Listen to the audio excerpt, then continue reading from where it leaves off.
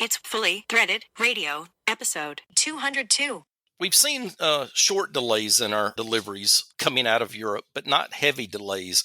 What we have seen is a lack of inventory on some items over in Europe that usually they keep a tremendous amount of inventory in stock of those items.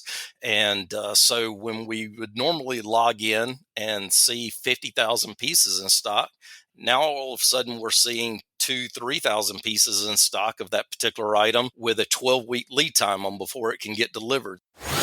It wasn't necessarily that everyone sat down and objectively analyzed the benefits of doing things in the cloud versus having it on your own server.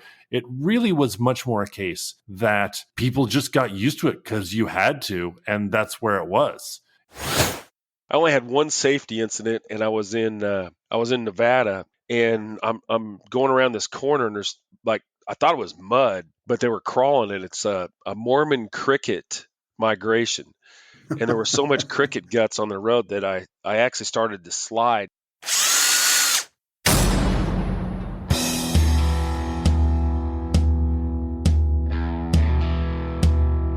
It's time for Fully Threaded Radio.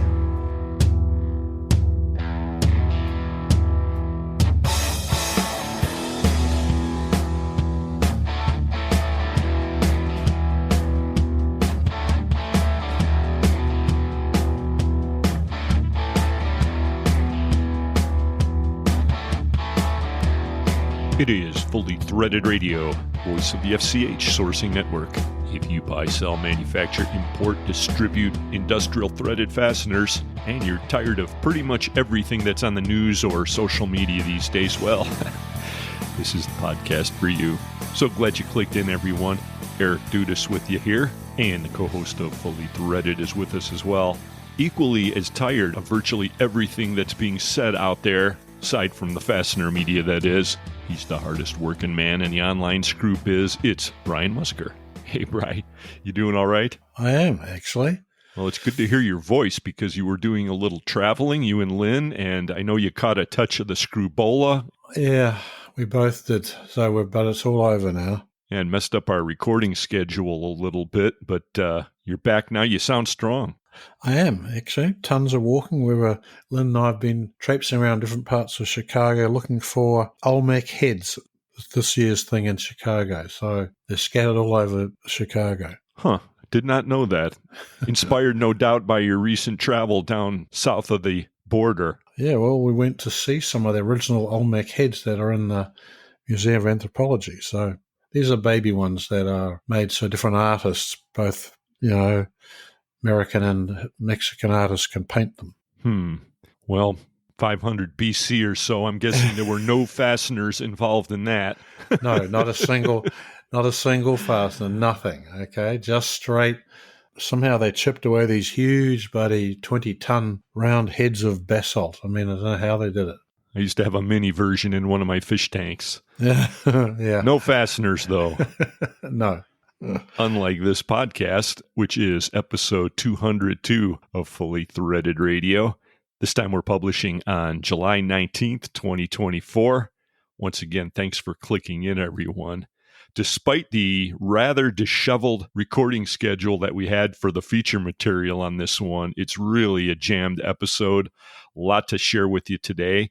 And we'll say right at the top, the main segments in this one were recorded before July 13th, which was, I guess, our latest day that will live in infamy, Bri. Mm-hmm. You're right.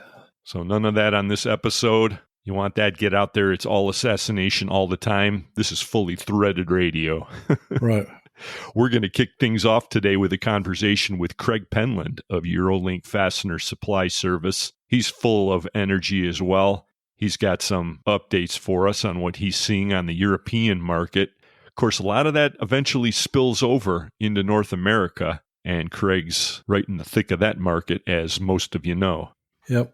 Our feature segment today is a conversation with Anders Green of Alox. They're a relatively new technology provider in the fastener industry. If you're on LinkedIn, you've no doubt seen Anders because he's a very energetic poster out there. Always got a smile, full of energy, smart guy. And this year he'll be presenting at the International Fastener Expo, so we warm that up on this segment. It's too bad, Bri, that you were flat on your back for this one. You were recovering from the screwbola at the time. We're going to have him back because he's got a little bit of a citizenship surprise that I never would have guessed from his accent. No, I've talked to him at the show for the last few shows, actually. On the Fastener News Report, Fastener Technology International Editor Mike McNulty welcomes Huyett CEO Tim Ironbutt O'Keefe. Right. Yeah, we've got a new nickname in the industry. He shares this one with us. As usual, Tim's very insightful as he reviews the FDI with Mike McNulty. Again, a show within a show, and on Mike's back page report, he's got this year's MDM Top 20 Fastener Distributors, and he'll share that list with us. Several names on that one that we know pretty well, Bri. Good. I wouldn't be surprised at all. Yeah, really not a lot of surprises on that list, although the rankings are always fun to see. Right. We've also got a conversation with International Fastener Expo manager Morgan Wilson. He'll lead us up to the news. It's shaping up to be another big event in Vegas this year, including another premier Fastener golf event. So if you haven't signed up, make sure you do that. Morgan will underscore that idea, all part of the fun today. Carmen Vertullo has the Fastener Training Minute. This time he asks the question, what's the difference between macro and micro hardness testing when you're looking at your fasteners? And frankly, why should you care? Well, by the time you're done listening to this one, you'll have a definite opinion on that subject. And you'll care a lot. People in this audience certainly will. Good. And as if all that wasn't enough, big bonus on this one. The Naperville Fastener Association recently held its first meeting of the season. Bob GQ Baer and the lovely and talented Lynn Dempsey were there, and they shared recording duties and picked up a few interviews to give you a little flavor of that one. Sounds like we have a few new members of the NFA, Bri. I saw that, actually. I met them. Of course, they're industry vets. One of them was about to retire. But that was the first time they showed up in Naperville. True. I was glad you guys got out there for that one. It's all coming at you. Disorganized, yes, but fully threaded, absolutely.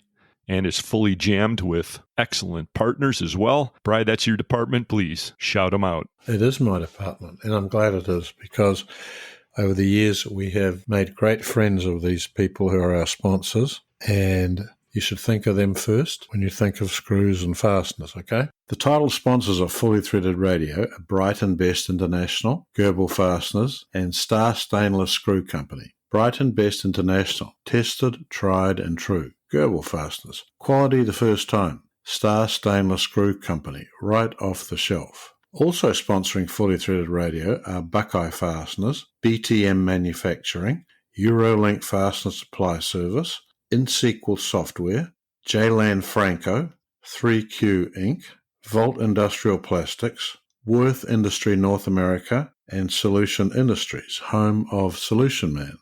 Thanks to all our sponsors, and thank you, sir. Reach out to us anytime. We're always interested to hear what you think or to hear your questions. The email address is ftr@fullythreaded.com. Brian and I are also available at LinkedIn. You can catch us that way as well. And of course, we turn up at many of the industry events and pretty much all the major trade shows. MWFA's Fastener Week, the week with no vowels, is coming up next month, Bri. Right. I'm heading out to your place. I'll be hanging out with you and Lynn and Harpo, I guess. Yes, you will. And Sydney. And we're lining up what I think will be kind of a special lunchtime. What should we call it? It's not really an educational thing. It's more really entertainment for the exhibitors during lunch. This will be on Tuesday, August 20th.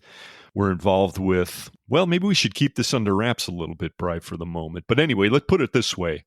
We're going to do something that's going to be a whole lot of fun, and it's going to be for all the people who are involved in the tabletop at the MWFA. Tuesday at lunchtime. We're still putting some of the details together, but let's just say we'll fill in the blanks then. And that's a clue to what we're doing. Don't give too much away. Think that was too close? Yeah.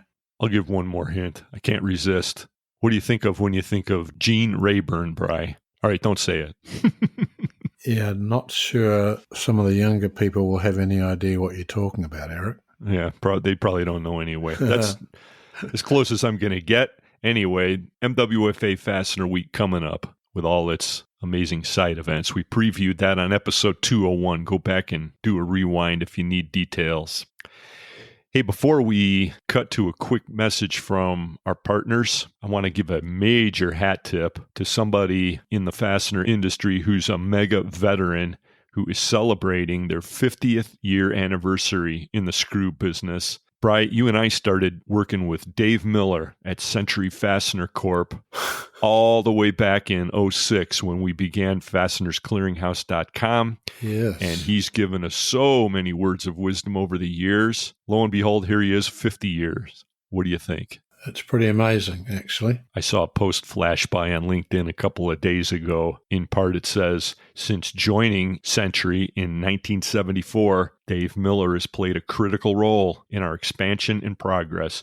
He has not only mentored numerous long-standing branch managers, but also significantly contributed to the company's advancement in aerospace sales, electronic products, and established the distributor sales strategy. Huh. So Century's been very fortunate to have a wise old bird like Dave Miller on the staff. Congratulations. Yes. We could easily have added that he helped FCH along in many ways too. So thanks, Dave. Yep. Well, like many of our long-term members, actually. We've picked up a lot of wisdom over the years from guys like Dave, although I don't know how many of them have reached the 50-year mark yet. No, well, the one I communicated with most recently is last night, Matt Boyd. Has definitely not reached the 50 year in the business thing, but I asked him a specific question about DFARS, and he replied immediately. It's very good. We're lucky to have such great friends like that. Thank you, Matt. Hey, we've also got friends at Link Magazine. The new issue hit the streets. Edson Manufacturing's on the cover. Might find a little something that is apropos from this podcast on page 28, especially if you were at the Rock Hall of Fame. Thanks to Leo and Tracy for publishing my story. I had a lot of fun writing that one. But what I want to point out is not that. It's that there's an announcement in the latest issue about Goebel's World Rivet Congress. We're going to close out today's episode discussing that a little bit. Goebel Fasteners is doing a big thing in Germany. They're inviting the industry to attend. That's happening in September. Again, we'll close out today's episode with that, and you can always go back and see details in Link Magazine. Well, let's cut now, Bri, for a quick message. Then we'll say hi to Eurolink's Craig Penland. Yeah. Thanks for listening, everybody. We'll be back in a minute to put a wrench to this one. It's fully threaded. Radio. Online Fastener Talk Radio. Hey, at least it kills time on long road trips. Fully threaded radio. With Star Stainless, our personalized service and nationwide network of distribution centers allows you to order rivets, hose clamps, and fasteners from one source. Star continues to be your one-stop shop to consolidate vendors, reduce transactions, and save on shipping costs. Choose Star Stainless for a comprehensive inventory that meets all your hardware needs. Star Stainless Screw Company is a division of Linfast Solutions Group. Goebel Fasteners has launched a brand new line of high-strength structural blind rivets that are used in heavy truck and trailer, railroad, solar, metal building construction, and other industries that require a vibration-resistant fastener for strong, long-lasting installations. Available in steel, stainless steel, and aluminium ranging from 3 by 16-inch diameter up to 3 by 8-inch diameter. These structural rivets are a solid solution for a variety of applications. Goebel Fasteners, the leading rivet source. BBI is now stocking Ironclad gloves. Since 1998, Ironclad Performance Wear has been the premier brand in task-specific work gloves. Born on the job site, Ironclad gloves were the first to emphasize performance in-hand PPE by using a new approach in design and construction. This revolutionary approach to work gloves, using premium-grade fabrics and a comprehensive fit system, resulted in gloves that are equally protective, durable, and comfortable without compromise. Countless protected hands over the years and ongoing research and development means that Ironclad's work glove expertise is rivaled only by its expansive range of gloves, which now protect hands all over the globe. From DIY applications to highly demanding heavy industrial applications, Ironclad's top priority is hand safety. Contact your BBI account representative for more information or visit ironclad.com. Hi, this is Deb with 3Q Inc., your source for a wide variety of U.S.-made parts from the heart of the fastener industry. You're listening to Brian and Eric on Fully Threaded Radio.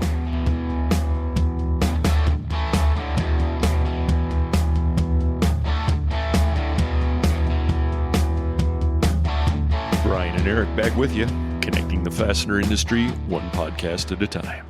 Or more, frequently, actually. We do what we can, Bri, as you know. Another guy who does what he can, he's making connections all over. We figured we'd dive right into this episode with a visit from our good buddy from Eurolink Fastener Supply Service, Craig Penland. Hello, gentlemen. Happy July. How are both of you and your summers going? Well, I'm considering whether I'm a gentleman or not, actually. It's very, very nice of you to suggest that. Well, I was paid to do that, so. Oh, okay. I like the direction you went with that, though, Bri, because I thought you were going to launch into this litany of complaints about all of the honeydews that you got served up with this summer. It seems like every time I call you, you're working on a home improvement project you didn't ask for. Oh, we have been way through that, yes. Yeah. Well, at least it keeps Harpo occupied. Is that the bird? Yeah. Okay. All right. It's the star of episode 201. I was thinking that was true, but I just wanted to confirm. So where's the bird at right now? The bird is outside. Okay. All right. Which is very good. Okay. Which is where Eric wanted it in episode 201. Oh, yes. And yet he was inside. It makes rather difficult recording in the winter here, okay? Now, I noticed you didn't have any background parrot sounds while you were recording your latest vlog, Craig. I saw that out on LinkedIn a couple days back, and congratulations, you're back on the air vlog-wise again. Yeah, it only took 6 months, but yeah, I'm back. Just had a busy beginning to 2024 with knee surgery and all, and this, trying to get motivated to get back on screen and do these things. Took a little bit longer than possible. Than what it should have been. And so we finally got it recorded, and we got it out, and I hope everybody enjoys it. Now, it's not the same kind of video as we put out right before Fastener Fair, where it was me jumping around on stage, getting the crowd going for the new T-shirt giveaway. But hopefully people will enjoy this one. Yeah, that one turned out to be a pretty big hit, I saw. Yeah, a lot bigger hit than I was really thinking. You should have seen when I showed it to Miss Kim first, and she just laughed and said, "Nobody will ever watch that." And I said, "Well, we're going to give it a shot just to see what happens." Well, she's good at so many things, media can't be one of them, but yeah, that was pretty good. So on this one, now I got to ask you, you can't drop a reference to South Carolina mustard sauce on a vlog and expect to not be asked about it when you come on Fully Threaded. So tell us all about it, because that is a whole genre of barbecue that I know very little about, Craig.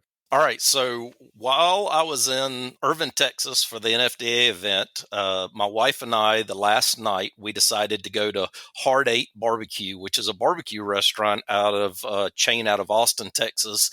And it was great. Don't get me wrong. Absolutely loved it. Loved the setup, the way that you got your orders and stuff like that. Very unusual, but I enjoyed it. But as I left there, I got to thinking, I don't think it was heads and shoulders above South Carolina barbecue. I think it was kind of on the same level. I don't think I would say either one of them's better than the other. But the biggest difference is they don't offer mustard sauce, the South Carolina mustard sauce. And so I thought I'd throw that in there, especially given I didn't want stains on the new T-shirts given out. And But there is Good. a whole background story to this mustard sauce. I mean, it all started with a family. I forgot their last name. The father started it, and there was a younger one son was named Melvin, and the other son was named Marvin. And when the father passed away, he gave each one of them the sauce, and they just went after each other. It was like they were worst enemies. And one of them built restaurants in one half of the state, the other built restaurants in the other half of the state, and they both claim that they are the real South Carolina mustard sauce. And yet, when you go to both restaurants, it tastes just the same to me. But it's an interesting story behind the two of them. Yeah, but they would claim that you just don't have very well developed taste buds. Now, this could be true. This could be true. Well, I'm going to have to try that because I do like to sample all the different local barbecue varieties and that's one I haven't gotten to yet. I'll tell you, my favorite one comes out of North Carolina, believe it or not, and that is the cheerwine sauce, the red cheerwine sauce. And I don't know if they have these up in Cleveland or Chicago, but if you've ever drank a cheerwine, the soda, soft drink, it was very popular back in the 80s, and it's still put out, but they mixed it with a red sauce, and it's a very, very sweet red sauce is what it is. Really? That sounds pretty good. Yeah, I know guys use all kinds of sweet liquids. I've heard of people using pineapple juice in their barbecue and anything to get some sugar in there. But that's pretty cool. Exactly. Well, we could talk about barbecue for the entire episode, but keeping things predominantly fastener related, Craig, I got a message from you right after our last episode and sounded like you identified a little bit with the Al Bate conversation on episode 201. I did. First off, he has a voice for radio. I mean, I just I listened to him. He fit perfectly into your podcast. Yeah. There was no hesitations. There's none of this stuff that I do. These hesitations that I put into as I'm speaking with you guys, none of that. It was like he was reading from a script, and I know he wasn't, but that's what it sounded like. And I just thought that he did a great job. Props to him. I know that he's the general manager at All America Threaded Products, and hope they're doing well. But I love the first part of it as he was talking about the difference. He and Brian were discussing the difference between distribution over in Europe compared to distribution in the United States. And, there's just no separation among suppliers over in Europe. For the most part, all distributors go after all customers. There's not some sort of hierarchy of distribution. If you want to sell to OEM, you sell to OEM. If you want to sell to distributors, you sell to distributors. And no one gets mad. It's just business, and everyone is just trying to grow their business as efficiently as possible. And yet, here in the United States, it's kind of the exact opposite. You're not supposed to sell to OEMs, or you're not supposed to sell to distributors. You got to pick and choose which one, or you're going to really make mad half the population out there if you don't make the right choice. You got that right. You're not going to be around long if you do that. Yeah. So I thought he did a great job, and then I thought that the conversation about rugby was fun. And I know, what does Craig from South Carolina know about rugby? And the answer is nothing. And that's true. I have no clue how to play it, and no clue when to cheer, when not to cheer. And like I was telling you guys earlier, my son actually played a little bit at Clemson when he was there and on their club team. And I would go to the games to cheer for him, and he would actually get upset with me and tell me that I had no clue when to cheer and when not to cheer. So he could hear me on the sidelines, and it wasn't the time to be cheering. So, but, I enjoyed it. And I just couldn't understand the rules.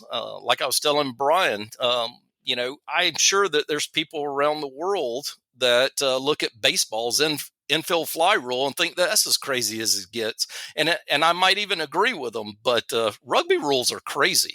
Well, because lots of people don't understand the rules, including many people who think the referee umpiring the game where Great Britain beat New Zealand didn't know the rules very well either, okay? So you're saying the NFL isn't the only league with crappy officiating? Is that it, Brian? It happens everywhere. Well, Craig, don't feel too bad because we know that you may not appreciate or you may not understand all of the fine points of rugby, which we'll forgive you for, but you do know a lot about the fastener industry. And I kind of figured you'd get off on that Albay conversation because you are focused on all things having to do with the European fastener business, and that's your bailiwick. What are you seeing out there that you're looking at these days? What should we be aware of? Well, I has been speaking to quite a few people over in Europe lately about the economy, and what I see is that Europe is way too busy drinking and watching the Euro Championships right now to be concerned with the economy. In retrospect, maybe we should go ahead and start the college football season right now, and we might be able to take everybody's mind off of it over here as well. But have you guys seen the fans over there that have taken over Germany? I mean, the fans from the Netherlands is about as crazy as I've ever seen fans. And if there's a YouTube video out now showing every major city in Germany just the other day, watching the games on big screens, and there's like hundreds of thousands of people out there in the middle of the day watching these screens in every single city as people from all over Europe has poured into that. So that's fun to watch. But nevertheless, I regress. What I see is their inflation getting better.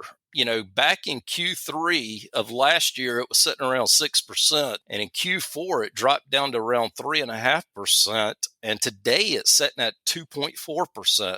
So I definitely think that their inflation over there is headed in the right direction. You know, and it seems to be that the European Union is expecting some slow growth, but positive growth between now and the end of 2024, which is good. But it also seems like the growth is focused on Poland, Hungary, and Slovakia, which is kind of strange to me. I don't really understand the answers for that, but that seems to be where the growth is focused on. And of course, you know, they're having issues with port strikes, both in France and Germany right now, which has led to congestion at the Italian ports. And these congestions just pour over. And when they have congestion over there and issues over there, it delays shipments out of Europe, both air and sea freight. But luckily that we have the right freight forwarders involved, both sea and air, and it's maybe only cost us a day or two. It hasn't cost us weeks, which is good. Good. You're lucky then. We are. Yeah. You know, obviously we don't, as most people know, we don't buy directly from Asia. But we hear that, you know, the container prices and the rate increases on containers are just astronomical right this moment, which is making space in containers an issue. And I'm being told that that's going to continue throughout October. And whenever there's those kind of rate increases on space issues, it starts to pour into the air freight. And what we're seeing right now is air freight rates spiking from just about every single country in the world right now. So you're seeing both sea freight and air freight costs go up. And like I said, it looks like it's going to continue into October. So we'll see where it goes from there. But that's what I'm hearing out of Europe at this moment. Last time you were on, you were speaking about several regulatory issues that were on the horizon coming from the EU. Any update on any of that? It's only getting worse. Now the big talk, we've kind of gotten past those other ones that I had brought up last time, and not that they're all working properly. Don't get me wrong. Everybody's still up in the air exactly what to do. But now the focus has become the CBAM and the carbon emissions ban that they're putting in place that kind of started in Q3 of 2023 as far as just a rollout, but is supposed to be fully implemented by 2025. And it seems like there's nobody over in Europe that knows anything about this. And if they do, then they don't know how to install it into their systems to make it work. So that's the new talk around Europe, is this whole CBAM issue or ban. And like some European suppliers said, it's just another way to tax businesses is basically what it is for Europe. Right. It seems pretty transparent that's the case. But it looks like, aside from ongoing confusion and prices creeping up and a lot of that being affected by the logistics side of it, we're not seeing it spill over into the North American market yet, or am I reading that wrong? Well, we've seen short delays in our deliveries coming out of Europe, but not heavy delays. What we have seen is a lack of inventory on some items over in Europe that usually they keep a tremendous amount of inventory in stock of those items. And so when we would normally log in and see 50,000 pieces in stock, and we're looking for 25,000 to get a distributor here in the United States out of trouble, now all of a sudden we're seeing 2,000-3,000 pieces in stock of that particular item with a 12-week lead time on before it can get delivered. So we're starting to see some inventory shortages over there. Not too bad, not anything that we can't work with, but that's what we're seeing. Now, here in the U.S., specifically for Eurolink, I mean, I can't talk for every company out there, but for the first 6 months of 2024, we've kind of been all over the place for ourselves. We'd be up 1 month, be up maybe the next, then down the following, and then right back up again, which is making it really hard to do monthly budgeting at the moment. Yeah, I would think so. Yeah. So at the NFDA event, as I was sitting there listening to ITR do their presentation, there was one part of their presentation that just really blew me away. And it was a tool called the Rates of Change tool. And maybe I'm just behind the scenes and should have been using this tool for the last 24 years that we've been in business, but I haven't. So I decided to sit down after I got back and plug in my numbers to see what it would look like, because this rates of change tool is supposed to help you determine what the future market trends are for your company. And so I brought it back, plugged in my sales numbers since 2022. And my conclusion this week has been that our sales have dipped a little bit over the last 12 months. But I also think that it is a correlation with the fact that the U.S. inflation seems to be masking the economic contraction that we're seeing. And, maybe other people are having, different results, but that's what I'm seeing by us plugging in our numbers into this tool. So no matter how much our sales numbers might be up 1 month to the next, if you're still paying $7 for a loaf of bread where you're used to paying $2.50 or $3 for that loaf, then this economy is still playing havoc on your personal budget. And I think that we're seeing that, everybody around the country right now. Well, that's one of the real evils of inflation. Not only that, Craig, but the loaf is smaller now. Shrinkflation is what I hear that is. You're right. Instead of 12 ounces of potato chips, we get the same bag with 6 ounces of potato chips and double the price. Yeah, that's a pretty appropriate example too, Craig. I think I came across a bag of chips the other day that was like 3/4 of an ounce. I couldn't believe it. There was like 9 chips in it. It's an appetizer. It's an appetizer, not a meal. Right. Really, really weird. Well, one thing that's not getting smaller is Eurolink Fastener Supply Service, right? So that's the good news. And of course, we reported on your big expansion last year, and it's going nowhere but up. What's the latest? Well, over the last year, since we moved into our new facility, we have been on a quest to add more and more product lines to stock. And you might say, well, why is Eurolink, that has always been a JIT importer for hard-to-find metric fasteners, why are they putting anything in stock? Well, earlier this year, we decided to do a customer survey, and we sent it out to more than 2,000 respondents, and we got answers back, and I would say 99% of them were positive, so that was a fantastic response to our survey. But the one thing that we kept hearing over and over again is, can you guys carry more stock? So we sat down and we thought about this, and we don't want to be a stocking distributor for those A and B items out there. That is not our niche in this industry. That's not what we're good at. So we have decided to focus our stock on still those hard to find items. And what I mean by that is that the first thing that we did is we expanded our A480 stainless steel line. We wanted to make sure that we had the largest stock in the country of A480 stainless steel as compared to A470.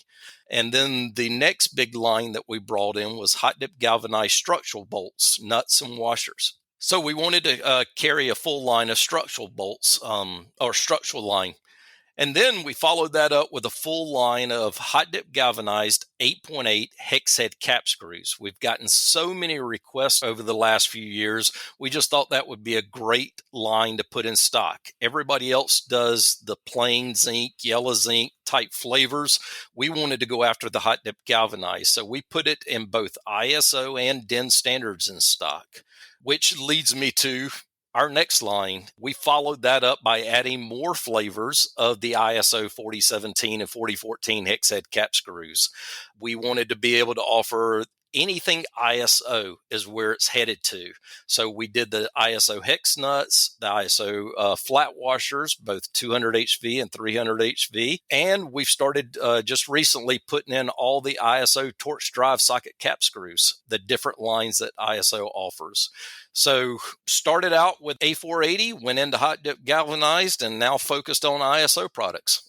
So where do you think the demand or the use of galvanized metric is coming from? This would normally be some guy sticking a new bolt on a gate in his farm or something, hot dip galvanized for me.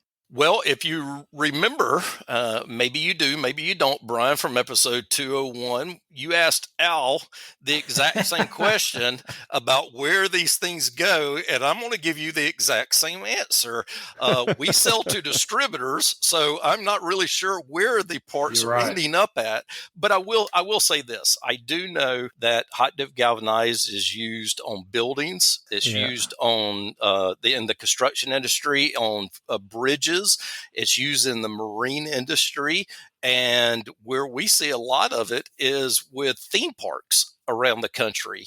We get a lot of calls from the distributors that have those theme park contracts and needing those hot dip galvanized items, and they can't be from specific manufacturers out of Asia. Thus the reason they come to us wanting us to get them out of Europe. Right. Now, I would ask any of our listeners if you happen to know this. It just interests me that maybe some of the designs are switching to metric designs from traditional imperial designs. There's got to be some reason that we don't really understand. Well, I do know that a lot of the updated prints OEMs have with metric fasteners, a lot of them, when they are getting updated, they are moving away from DIN standards and moving into ISO standards. And, not all of them. There's still a tremendous call for DIN, and there will always be a tremendous call for DIN. But what we have noticed over the last 8 to 10 years is the desire for more ISO items is just continuously growing here in the United States. So we wanted to, be at the very beginning of that growth and have these items in stock as people or as engineers continue to update their prints and drafts. Right. We notice that the frequency of searching for ISO is really increased. 4 or 5 years ago, basically, it was hardly searched for at all. It was always DIN. Yes. Now it's probably half and half. Wow. I wouldn't even have given it 50-50. That's impressive to hear that it's at that mark at this point. No, it is. It's gone up a lot. Joe Greenslade would be so happy, Bri. I remember 10, 12 years ago, you guys had an ongoing argument over the eclipse of DIN for ISO that was ongoing. Yeah. Anyway, folks, if you're looking for hot dip galvanized metric or any other hard to find metric parts, you know where to go. That's Eurolink FSS, EurolinkFSS.com. Craig Penland, thanks for being here. Thanks, guys. Have a wonderful end to your summer, and I'll see you guys out in Vegas maybe. Well, you will, actually. Oh, yeah. No, that's 100%. We'll see you out there. We always enjoy talking to you. Hey, we're going to hand off now, actually, to another little industry event that took place. We've got a small package of sound that was recorded for us by Bob GQ Baer. That was out at the Naperville Fastener Association meeting. We announced this at the top of the podcast. We're going to plug that in now before we go off to break. But thanks again for being here, Craig. Thanks, guys. Hey, mate. See you soon. All right, well, this is Bob Baer of Abbott Interfast, sometimes known as GQ in the fully threaded radio world. And at the very first Naperville Fastener Association meeting of the year. And I just happen to be standing here with none other than one of the founding fathers of this unofficial association, Marty Nolan himself. Let's see what Marty has to say. How's the party going so far tonight? So far, we have a really good group. More people coming. We have about 8 people, and we have some stragglers that said they're going to be coming in. So we have a good gathering, and we got a lot of preparation to do for some upcoming events. So it was time for us to get together. That's great. That's awesome. I think we're probably going to hit maybe between 15 and 20 people tonight. Not everyone's here yet, but there's already a lot of buzz about this year's Form, Fit, and Function Award. Fastener Week's coming up in Chicago in August. Traditionally, we give that award away. What do you hear about this year's award? We've done a lot of work preparing to get ready to look over the candidates for this year's award. There were several different really good nominations brought to us, some people, very thoughtful suggestions, but I think we're narrowing it down. But that's part of the reason for getting together tonight. We always like to do this in person so that we can go back and forth as much as possible, talking about the credentials, and we take it very serious who we want to make this award to. Well, that's awesome, Marty. I'm really excited to see the nominee list and go through that. The little birthday party going on in the background there, so we can't really help that. We're out in the open air of beautiful Naperville having a drink on the rooftop, so expect a little background noise. So Bob, just to review who has received it, our initial recipient was Eric Dudas, followed by Rich Cavoto, and last year Lynn Dempsey was the first woman to receive the award. So I think that's been our recipients so far. So we try and do it creatively to honor people that maybe aren't recognized in other associations, but we find them very important in our industry. Well, that's awesome, Marty. So that was Marty Nolan of RL English, and I'm going to mosey around the table and try and pry somebody else away from their liquor and get another interview going here. Thanks, Marty. Okay, here we are back at the Naperville Fastener Association's first meeting of the year, and I am with the lovely and talented Lynn Dempsey, who also happens to be last year's recipient of the Naperville Fastener Form, Fit, and Function Award. How's it going, Lynn? It's going well, and I'm happy to help you guys out and come again. Now Jackie's here, so there's another woman, but come on, ladies, we have to come out and help the guys here. There you go, Lynn calling all you women in the industry out. Get to Naperville. Our next meeting will be in conjunction with the MWFA during Fastener Week, Monday night at Lincolnshire. So, Lynn, you did a bunch of interviews in Cleveland, and you had a whole bunch of questions for everybody. If you had to interview yourself, what question would you ask? Oh, dear gosh, why are you doing this to me, Bob? I guess how I got started in doing the interviewing. That's a great question. And how did you get started? Oh, that was Eric Dudas. Just go out and do it. I'm like, what? And how long did it take you to get comfortable with that? Well, you know, in the early days, nobody knew who Fully Threaded Radio was. So it was hard to get anybody, especially when I put my phone up to their mouth. Nobody wanted to talk. Everybody was like, no.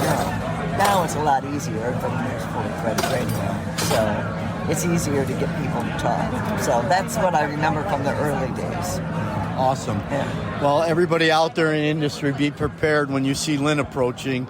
Get ready to open your mouth and say a few words. Yes, that's true. Thank you, Bob. Thank you. Signing out again. I know. I do want to say that Bob was doing interviews here, and I had to take over. I don't know what the hell Eric was thinking. But now I'm here with another good friend, Cameron. Hello, everybody. All right, so why are you here? I am one of the charter members of the Naperville Fastener Association. So I missed a few meetings, so I had to make sure I come down to this one when Marty came to town, get us all together. We solve all the fastener world problems here in the first 10 minutes, and then we get right down to the beer drinking. That's true, and that's true. And I think we're at the beer drinking now. We are. Our problems weren't so immense. All industry issues have been solved. There you go. And drop the mic, right? Mic drop. Mic drop. All right. I'm over here at our Naperville party, and now I'm here with the Naperville Fastener Association. Thank you. I've had a drink. Oh. Hi, I'm Matt DeLauder from SWD. And I'm also from the Midwest Fastener Association. All right. And why are you late? I was late because I had a church council meeting. Oh, okay. Well, that's a good excuse. I don't want. But I'm having a beer to get over that. So, tell us, why are you here? I'm here for the networking at the Naperville Fastener Association is, bar none, some of the best in the fastener industry, only to be outweighed by maybe the Midwest Fastener Association itself. Yes. And how about our ambiance here? Oh, we are on the rooftop of Empire in downtown Naperville. Beautiful night. Just people watching and having a great time. And that is true. Anything else you want to tell us? You got to use SWD for your black oxide. It's the only place to go. It's the best black oxide in the industry. And if you need magni or sorting or anything else, no. But what I should tell you is that I love you. It's always good. Okay. I love to hear Fully Threaded Radio and talk to you guys. You guys know what's happening in the industry, and it's good to hear from you. And it's always good to talk with you, Matt. Thanks. Okay, we're back, and we have such a great turnout in the Midwest, and our partnership with North Coast is so awesome. We have yet another North Coast Fastener Association member, not only a member, but a board member, attending the Naperville event tonight. None other than Jackie Ventura. Say hello, Jackie. Hey, Bob, how are you? Good. So listen, I was at the Fastener Fair Cleveland. I know you were on the board. It was a great turnout. What do you have to say about that boat event? Oh, man, that was, amazing. We had so much fun. That was, one of the best events of the fastener industry, I believe. And I have to, kudos to the board for checking in 400 people in 30 minutes. That was, a massive chaos. But once we were on the boat, we were sailing, I wish we could do it again next year and every year after that, but probably not going to happen at that cost. Yeah, well, Fastener Fair's going to Nashville next year. We'll have to have a chat with them about the year after that of heading back to Cleveland. But it was an awesome event. I was there. We took a few pictures of the sunset. If you didn't know any better, you would have thought you were in Hawaii. It was awesome. Yeah. So amazing. Anything.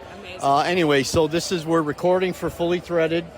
We're at the top of the Empire Burger Bar in Naperville.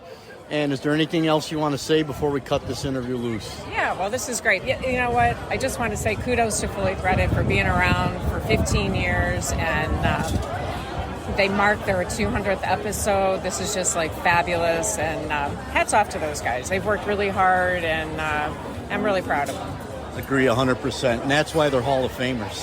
Amen. All right, checking out. All right, we're back at you from the Naperville Fastener Association meeting, and I'm standing here with not one, not two, but three new members tonight who've made their way to downtown Naperville to join our awesome group. And they are Bill Stolasky with Chicago Rivet, Bob O'Brien with Certified Fasteners, and Mike Kane with Indusco Wire Open Fittings. All right, three more members of the fastener industry joining us here. And so how's it going, guys? We're going to talk to Mike first because he's retiring in a day and a half. We got to catch him before he goes. How's the party tonight? Well, I tell you, it's been a whirlwind tour for the past few weeks, and I can't believe that it's here. My last day is Monday, the 1st of July, and like I said, it's been a long time working up to this. Been in this industry for over 40 years, so I figured I'll give it a shot in go in my new job of retirement, so we'll see what happens. All right, well, good luck with that. And what a way to end your career than to come to a Naperville Fastener Association meeting. All right, and then next we have Bob O'Brien, a certified. Well, thank you. It's an honor to be here with such an august group that it just keeps on growing, and the future for it just is limitless. And hopefully, Mike will make it back for a few. I know you may be moving out a bit, but it's great to be here. Very good indeed. Thank you. Thank you. And last but not least, we have Bill. Hey guys, thanks for having me. Been in the fastener industry for 25 years, and you never stop meeting new people, and that's what I love about it. It's just a tight-knit group, and some great people got to talk to today, and looking forward to having some future conversations down the road. Awesome. Thanks, guys. Yeah, I'd like to add on to that because I've been involved in this group for many years, and it's got to be some of my best friends that I've got. And I'm going to keep these relationships going because, you have good friends. You don't want to just cut it off just because you're not working anymore. Yeah. So A couple of tears are being shed right now. Our industry is very unique. It's awesome. Compete by day, friends by night. Can't beat it.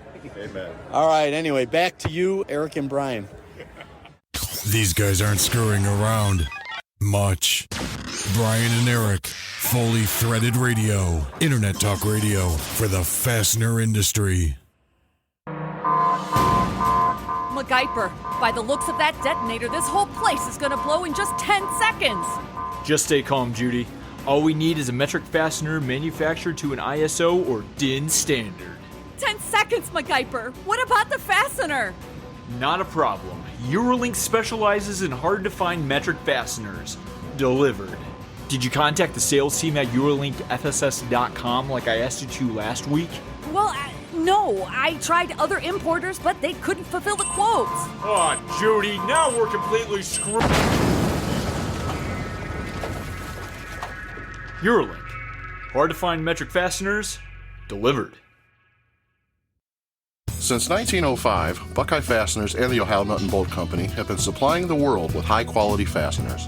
Our standard product lines include weld fasteners, braided weld screws, leg levelers, self-clinching hardware, clevis pins, rivet nuts, and various other fastener lines, allowing us to support virtually all types of industries. BuckeyeFasteners.com. Buckeye Fasteners, more than just weld. Precision, efficiency, durability. J.L. Franco has been a trusted name for the finest lock nuts worldwide and across North America for over 40 years. J.L. Franco keeps projects on track, on time, and on budget, providing self-locking lock nuts and critical bolting components for applications in aerospace, energy, military, rail, mining, industrial, and many other sectors where reliability and high performance are essential. Learn more about J.L. Franco online at www.jlanfranco.com, and don't miss our booth at Fastener Fair USA. J.L. Franco, lock nuts for critical bolted joints.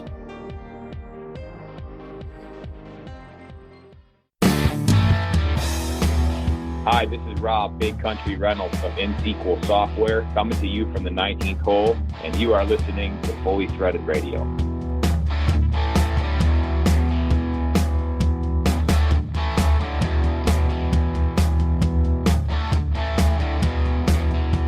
And it's the news segment. Hey, Bri, I didn't hear you in any of those NFA interviews. I noticed that you got out of interview duty. I thought GQ was going to track you down, just like Lynn usually does with him. Yes. Well, when Bob was doing his recording, Lynn and I were just arriving there, actually. So I don't know if that's believable, Bri, because Lynn picked up the mic after that and she got on there. So that was for Lynn. Lynn was different for Bob's recording, yeah. Okay. Well, you're here now. I know. That's right. And we've got Morgan Wilson coming up. When we recorded with him, we didn't quite know where it was going to fit in the episode, so we did it as kind of a standalone. We're just going to jam that in right here. Want to point out that Volt Industrial Plastics has been the sponsor of the news segment for many years. We sure do appreciate that. We'll see them out there at this year's International Fastener Expo. Yep. And Morgan Wilson's the manager over there. Let's run this. Then it'll be time for the news. Right. Well, heading into the early summer, we're always just looking around the corner at, of course, the International Fastener Expo, the Vegas show. That's the big one in the fastener industry. This year, it's actually a little earlier than it has been traditionally. Morgan Wilson's the show manager. He's with us now. Hey, Morgan. Hey, Eric. How's it going? It's going wonderfully. It's very good to hear your voice. I saw you out there in Cleveland, but we didn't get too much of a chance to talk. What have you been up to? Yeah, no, it's good to see you. That was a fun event and North Coast hit it out of the park, I think, with that boat ride. That was awesome. And slam dunk. That was great. But yeah, no, otherwise, just staying busy with work. Nothing too exciting. No fishing yet, but the season's just getting started over here. So looking forward to getting on a boat soon. Oh, you're killing me in my soul right now, Morgan. I tell you, I've been so buried with fastener and farm work that I haven't even really thought about fishing this season. And I'm counting on you to really get some pictures over to me soon. Well, I'll do my best. Well, you've been tearing it up on the golf course, though, I'm sure, at least at the Fastener events, because I know you're a big participant in all those. You've got some golf lined up for Vegas this year, and you got a whole bunch of other stuff. Why don't we start at the top? What's happening this year with IFE? Yeah, let's start it with the golf tournament. Yeah, we're back at Bali High again, same spot. Should be great. It'll be, like you said, it'll be a little warmer this year, so bring your shorts and your nice lightweight shirts. But that's filling up quick. I think we only opened it up a couple weeks ago, and we are already almost 110 golfers registered. So we've got a little less than 40 spots left. So if you're trying to get signed up for that, do that sooner than later.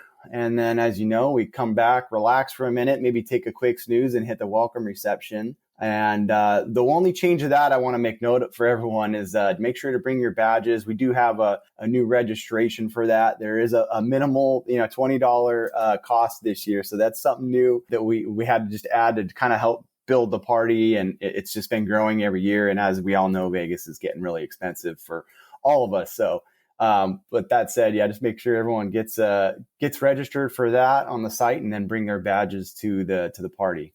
Okay, good to know. Yeah, Vegas, like everywhere, has gotten a lot more expensive. And since we did say everything's happening a little earlier this year, we should say the exact dates, right? So this year's International Fastener Expo is happening out there at Mandalay Bay, September 9th through the 11th, 2024. Yes, thanks for noting that. Yep, another Monday through Wednesday pattern. And then, and then on Monday, we don't want to forget as well, we have the Fastener Training workshop that'll be planned all day. So if you're new to the industry or just trying to build your knowledge, that's always a great opportunity to do so. Lots of educational opportunities at this one, as you've hinted. And of course, the Fastener Training Institute's also going to be showing up, right? Yes. Sorry. That was what I meant was the Fastener Training Institute. That's the full day workshop that they'll have from, I believe it starts at about 8 a.m. and goes till about 4 on Monday. Okay. Yeah. Sorry if I didn't catch that. This is what happens when I'm watching the board too. So we got one ear on you and the other one watching the board. Okay. Well, that's cool. Yeah, because a lot of people do show up there for just that educational aspect of the Fastener Show. And of course, there's tons of networking, tons of information you're going to pick up everywhere in addition to having a really great time. All right. So lead us through this year's event, Morgan. What do you have lined up for us? Yeah, so like you said, we're continuing to try and build on the education and just bring more value to the overall event. So we're always working on new topics, new relevant topics. There's a fun one, interesting one I'll say this year is it's going to be covering the risk of uncertified parts in the supply chain. We all know that's a real hot topic in aerospace and in other industries as well. So that'll be a good one. We have a new marketing workshop. It'll be a 2-hour workshop, actually, and that's going to be held in one of the meeting rooms, so not on the sessions floor. That's going to be led by Rosa Hearn from Bright & Best and Haley Gibson from Threaded Fasteners, Inc. So we thought, marketing is it's really a key topic. Everyone's building their social channels and just general marketing channels. So we thought that would be a really good one to kind of go in a little bit deeper than just your normal, 30, 40-minute session on the show floor. So we moved it to a full 2-hour workshop. And if you're interested, get registered for that on the website. And it'll have, we're going to include breakfast and coffee. So kind of get over there, get your breakfast in and learn a little something. Yeah, thanks for plugging that one. We had Rosa on the podcast a couple of episodes ago, and she's super excited by that. Anybody who's ever attended anything that she does knows she puts her all into it. So this will be a high bandwidth experience. If you're looking for marketing acumen, Rosa and Haley will bring it. And the site is fastenershows.com. You're going to want to get pre-registered for this stuff, folks. Yeah, thank you. Yeah, we're excited for that one. And then, of course, we just locked in the keynote. So we'll have another keynote this year. That'll be on the show floor. And that'll be with Bo Groover. He's the president of the Effective Syndicate. And if you're not familiar with him, he's got a really strong background in supply chain and manufacturing. So we're looking forward to him delivering an insightful message for everyone. So don't miss that. Now, how does that keynote work? It seems to me, I remember last year, I really enjoyed the presentation you had for us last year, but it seemed like it was before the show floor actually opened, because I think there was mostly just exhibitors there. Is that for everybody, or how does it work? Yes, exactly. So it is open to everyone. It is kind of interesting. We really wanted to maximize the opportunity for everyone to attend on that. So I think the first year we did it, we had it in a meeting room upstairs, and you know how confusing Vegas gets sometimes. And I think we could have had better participation. So what we did last year, we moved it to the show floor, and it was it's about an hour before the show floor actually opens. So to re-explain that a little bit better, basically we open the section of the session stage, since that is on the show floor. So people can come in to the show floor only to watch the keynote that'll be from 8:30 to 9:30. And then the actual expo hall, when you can go visit the booths, will open at 9:30. Got it. Okay, that's a good clarification right there. Hopefully we'll get a lot more attendees in addition to the exhibitors. It's a great place just to hang out and have your breakfast. If you're getting a burrito or something, bring it in. That's what we did. And it was very informative. I'm sure this year's going to be great as well. Yeah, we're looking forward to it. Like you said, a great way to have your coffee and learn a little something as well. All right, tell us a little bit about the footprint of the show this year. How's it shaping up? Looking great. Yeah, the show floor is filling up quick. We still have people coming in. I think we brought in actually six companies just last week, 4 new ones. So we're still coming along, and the international side as well. It should be a very strong year again, similar to last year, if not even bigger. And what should people do if they have not yet secured their booth space? Is there anything, let me ask you this way, because I'm speaking from experience here now, Morgan. Are there any spots left that aren't in back of a pillar? Yes, there's probably a couple, probably not too many, but you're definitely looking a little more towards the middle back of the show floor. But hey, you never know. Sometimes things pop up and we have a few cancellations for miscellaneous reasons. And so you never know, and you can get a really good booth at the last minute. So yeah, please reach out to us. You can reach out to me or our account executive, Allie, and you can find all of our information online on fastenershows.com. Go to the Y exhibit page and you can see all of our contact info, and we'll get you set up. Well, you guys do a really good job of presenting yourselves online and on the socials. I see all over LinkedIn. And congratulations also on a new look for the webpage this year. I was really happy, Morgan, because before we spoke, I fired it up, and one of the first slides that I saw whiz by featured Brian and Lynn, along with Rob and Tiffany. So that was really cool. It was at last year's pool party, or welcome bash by the pool. Yeah, exactly. Thank you. I'm glad you noticed. We've been putting some time and effort into that. And yeah, it's definitely coming along. And we revamped also our blog. And so we brought that back. I think we're shooting that out bi-weekly now. So we it was something we started a couple years ago and faded away for a minute, but we've brought it back and we're trying to build upon it again, going back to bringing more education to our audience and overall value. So hope you enjoy it. All right. So now those are the formal sort of the high points of what's going on. In years past, we've had certain individuals in the industry who've been very active in organizing after-hours events and things. Is anything percolating that we should know about this year, Morgan? Not right now, but we are working on some things. So we might have something to announce a little bit later on that will be outside of our normal, eye candy lounge networking hours. I think that's always a hot spot to find some colleagues and familiar faces at. So that'll still be going for sure. But we're working on potentially some other networking opportunities as well. We'll keep you posted. All right. Well, the Fastener Show in Vegas is always a world of opportunities when it comes to industry knowledge and networking and just general fun. So I'm sure you're going to come through, and we'll probably hear from you one more time before the big day event arrives. And great to talk to you as always, Morgan. I have to ask you before we wind this down, You can't compete in golf in Vegas, of course, because you're one of the managers, but you've been really tearing it up around the industry in general. And you got any favorites for this year? Ooh, yeah, I mean, I'm a bit biased, but I really like to see the team that I usually play with at the other industry events take a win. I know they were really close last year. I think they lost it only by a stroke or two, but I'd love to see them come through this year. I know they're going to be playing again, so it'll be AJ from Holochrome and Brian from Star and Rob from NSequel. And I don't remember. I don't know if it's Mike from Stars. They're going to be their fourth this year.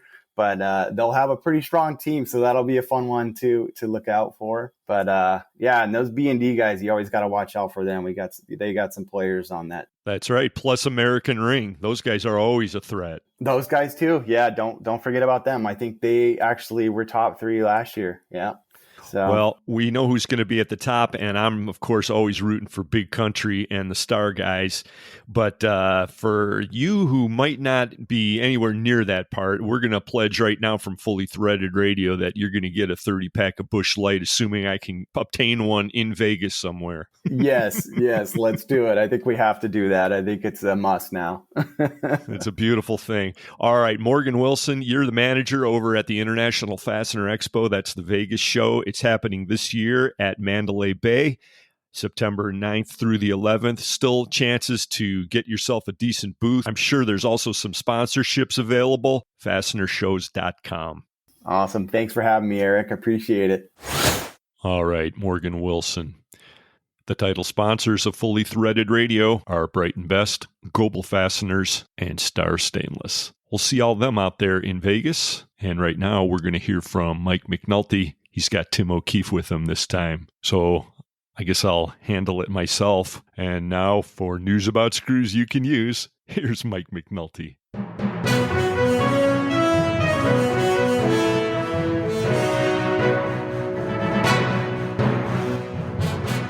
Thanks, Eric. This is Mike McNulty from Fastener Technology International Magazine, bringing you the Fastener News Report, which is sponsored by Volt Industrial Plastics, makers of the world's finest plastic fasteners. We have officially entered the dog days of summer 2024, and even though the once trusted governing bodies and the once revered institutions of our great land of liberty have descended to new and unprecedented levels of incompetence, arrogance, stupidity, and dishonesty, being born an American or becoming a U.S. citizen today is still and has always been akin to winning the lottery of life. So I am still focused on fasteners and ready to deliver today's Fastener News Report. In this episode, Tim O'Keefe, Chief Executive Officer at Huyett, joined us to reveal the latest results of the Fastener Distributor Index, also known as the FDI. Also in today's broadcast, we have our top story on Fastenal's Holochrome subsidiary, as well as newsmaker headlines from Optimus, Smalley, Semblix, Worth Additive, AFC, Nordlock, Gobel Fasteners, Bright and Best International, TFC, Spax Engineered Fasteners, and more. On the back page report, we're going to talk about the top fastener distributors in the USA. We'll get to all of that and the latest FDI results right after this. My name is Joseph Otrower. We got really good people. Work ethic, you do a little more than what you're getting paid for. I'm a great believer in that. That's how you get ahead. We are Volt. If you grow too fast, you can go broke real quick. And growing too slow is not as dangerous, but it's boring. We are Volt. We know how to build the tools, and if you don't have the tools, you can't do anything. Volt Industrial Plastics, makers of the world's finest plastic fasteners. This is Jake Davis with BTM Manufacturing, and for over 50 years, we have been a leading manufacturer of bent wire and threaded products, including U-bolts, single and double-end studs, anchor bolts, and many more per-print items. Based in the heart of America, Kansas City, Missouri, BTM supports Fully Threaded Radio because they support our fastener industry. Being a part of FTR is almost as good as a hot cup of industry favorite U-bolt blend coffee. And if you still don't know how good that is, call BTM Manufacturing today and find out for yourself. BTM Manufacturing, commitment to service. Solution Man Ken. Solution Man, you're my fastener hero. Just doing my job, ma'am. SOLUTION, SOLUTION. Solution Industry. We are Solution. Back to the Fastener News Report with Mike McNulty. The seasonally adjusted Fastener Distributor Index for June 2024 dipped slightly to 52.1 versus 52.9 in May. This was the fifth straight month of the FDI being above 50. The forward-looking indicator, also known as the FLI, had a bigger drop of 2 points to 50.9 versus 52.9 the previous month, but it was still the third straight month at 50 or above. Fastener Distributor Index data is collected and analyzed by the FCH Sourcing Network and Baer. The FDI seeks to identify demand, pricing, and outlook trends within the American fastener distribution industry. To get some insight on these results, we talked to Tim O'Keefe, Chief Executive Officer at Huyett. Hello, Tim. Thanks for joining us on the Fastener News Report. Yeah, thanks for having me. It's good to have you back. And what do you think about the latest FDI results? Well, we do benchmark our own results to the FDI. We have been charting the FDI internally for probably, I want to say, maybe 10 years or so. We benchmark the FDI along with our sales and bookings to the publicly reported sales for Fastenal, MSC, and Grainger. And one of the things I always try to remember about these things is that it is an emotional index and not necessarily scientific. It's how people answer. And a couple things that jump off for me when you look a little bit at a greater trend, 1 month does not a trend make, is it's interesting that almost always the FDI is better than the FLI. And if you go back and look, the FLI was actually higher in December of last year and January of this year. And what that kind of reinforces to me is the emotional nature of this, and that you have a year end, you're looking forward to a new year, and people are on the up and up, so their instincts are it's going to be better than it really is, and then it wasn't. And so what I feel like right now is there is a lot of softness out there, and I think what we see in the FDI right now, it's been relatively flat, although above 50 is ideally on the expansion side, not the contraction side of everything. But you seem to see, when you start to square these emotional numbers with actual factual numbers, that it's probably pretty relevant. Fastenal's average daily sales reported back in May, which is the most current version of it, their average sales were only up 1.5%, and their fastener business was actually down. And MSC had a pretty disastrous sales report. And what I find kind of interesting in looking at those two companies is on the Fastenal side, in their public reporting, their national accounts were actually a little better than their non-national accounts, which signifies that you have this OEM business that's kind of chugging along, and it's everything else that's kind of feeling hungover. Construction, commercial construction, that sort of thing. So my sense on this whole thing is that we're just in kind of a period of uncertainty now. And we're gonna probably continue to see these numbers be flat to soft as we move forward. And then, as you all know, as we speak here today, there's a lot of provocative information going on with the presidential election right now. And I always hate it when people say, I'm going to sit on my hands because there's a presidential election. But I think with two people in their 80s running against each other, there's probably a reason to sit here and hold our breath. And I don't know, is somebody going to die or somebody going to drop out? I'm not really sure. So I think these numbers kind of match up to reality right now, whereas usually maybe they don't. But I think they're pretty realistic right now. Well, that's a good insight that you provided there, that the FDI is usually over the FLI, except for end of the year, beginning of the year. That's kind of interesting. I never noticed that before. Yeah. Good take on that, and then tying it into the emotions. Definitely agree with you on that, on the emotional.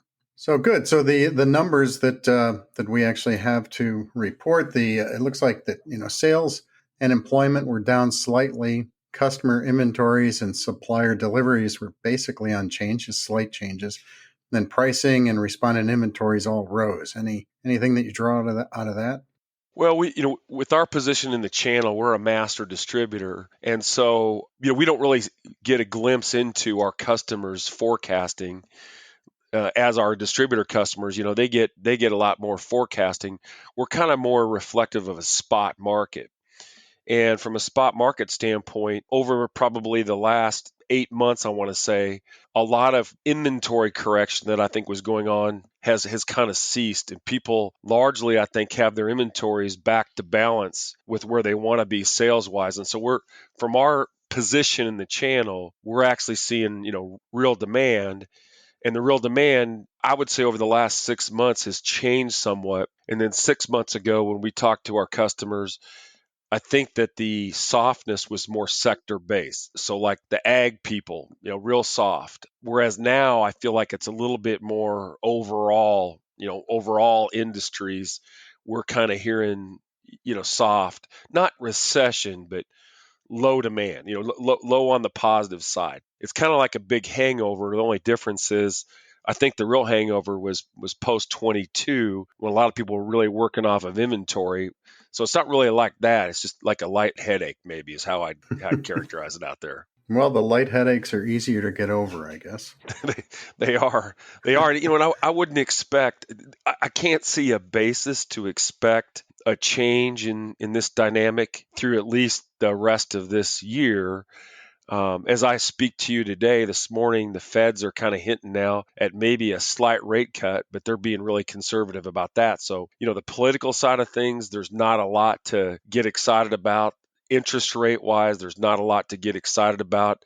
And so really, for people in our industry, if you want to get more business, you're going to have to go get it from somebody else. It's not like we're going to sit as a rising tide lifting all ships. It's going to be more, more piracy and taken from somebody else. So a little hand-to-hand combat. Probably so. Probably so. Well, interesting. And then when we look at, on the report, it also shows the PMI is also put up there, and that's been, for a long time below 50. It had March, it just peaked its head above 50 at 50.3, but again, it's below 50, and it's had this is the third straight month of decline on the PMI and the Purchasing Managers Index.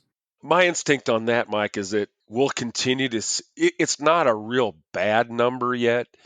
It's below 50, but barely. Mm-hmm. And I think we'll kind of see it lightly slide down, not a lot, until there's really a reason for us to think there's going to be more demand out there. I think it's going to feel a little pessimistic right now. And the PMI is an emotional index as well. And, once again, national headlines right now are not the best. We got a weird political election. We've got the war in Ukraine. We've got whatever China and Russia are up to. And then kind of on top of that, not to get too worldly on you here, but when you look at the elections going on in France, there's just worldwide right now, it feels different. Upheaval. Same thing in the UK. Yeah, exactly. And actually, to some extent, even in India. Yeah. With the Hindu Nationalist Party there. So there's just a lot of queasiness, and it's really going to be up to us to break ourselves out of this. Well, I was listening to a trends report from the people at ITR Economics. They're talking about manufacturing, and they're saying, we're on a mild contraction right now for the rest of the year, but then things are going to start to accelerate on the manufacturing side in 25 and 26. So that you better be prepared. Yeah. I was out at the Tugboat Institute Summit in Sun Valley here last week, and ITR was there. Once again, they restated their commitment to the 2030 depression. So we all need to be ready for that. But the one thing that kind of surprised me is they said everything you just said, Mike, but they also noted that they're expecting inflation to go up in 25 and 26, and actually 26 and 27 even a little more so, which means if that's in fact the case, we can't expect interest rates to cut. And so, that's going to be more of a longer term kind of lingering wet blanket over the top, I think, for the time being. Yeah, anyway. Which makes sense with all the overspending and all the money just thrown into the system.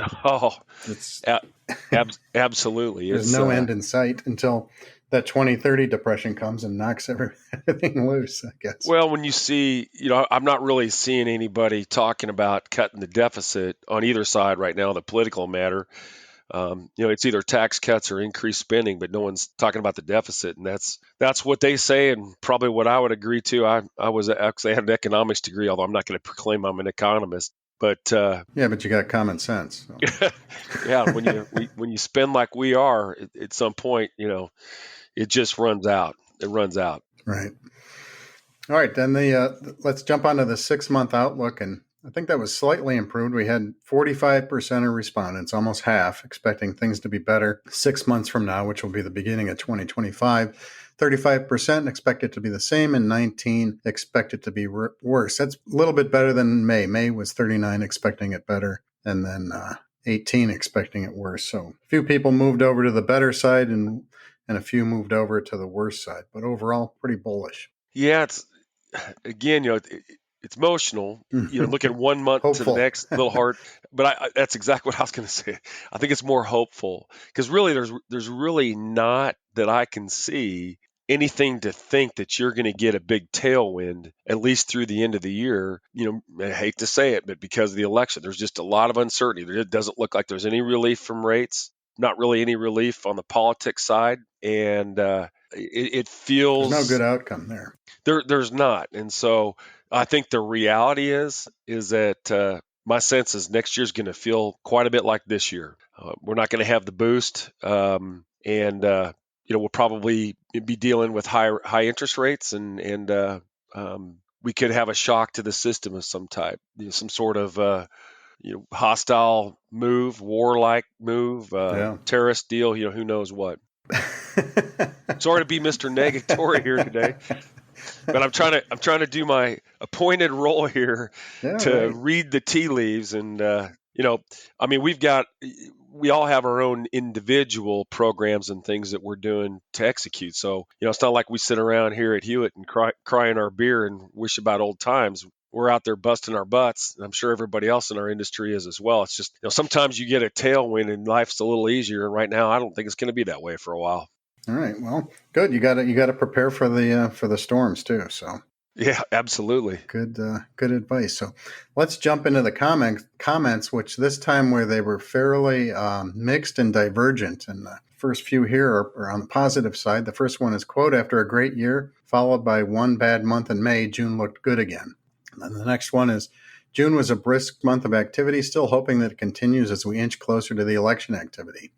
And then another positive one, "June was a good month for both incoming orders and shipments. We're a bit worried about Q3 and Q4, but remain optimistic.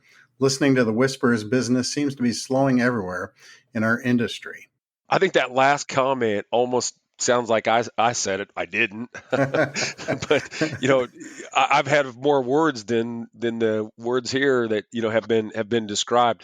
One of the things that's kind of interesting in reading those comments there, Mike, is that a lot of people have reported like bigger swings month to month, and 1 month things are good, the next month things seem to back off. And it just kind of reflects we're in a choppy time right now. Where there's going to be pockets of opportunities and advantages to take, and then there's going to be other situations where you're going to have surprises and issues, and I think we're going to see that. I think one of the things that we could start to see a little bit, we haven't really seen it much, are more bankruptcy type of situations. Our bad debt experience still remains extremely good, but I'm sure there are companies out there that are struggling because maybe they have a large customer that is a big part of their business, and they're in one of those parts of the economy, ag again being one example, where it's just slow to recover and they just can't wait it out. They spent too much, in 22, 23 ramping up their investments, and now they're going to struggle. And I can start to see, an incident or two like that. All right. So the next three comments are on the opposite side.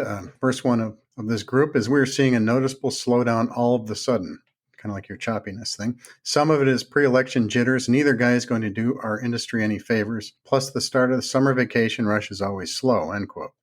The next one, incoming order rate in June was lower than previous months, lowest this year with the exception of January. We're hoping this is not a trend. And then the third one in this group, more sales orders, but less sales dollars. Working harder for less.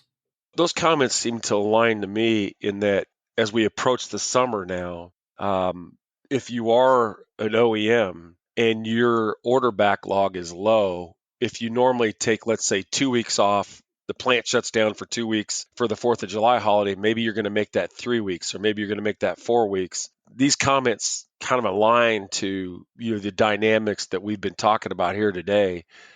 And so I could see the summer being a little softer, because if you're a manufacturer of something and your order backlog is down low, this would be the time to say, hey, let's lay everybody off for an extra couple weeks here and take a breather and let our backlog catch back up. So these comments seem to be pretty poignant to what we're hearing out there.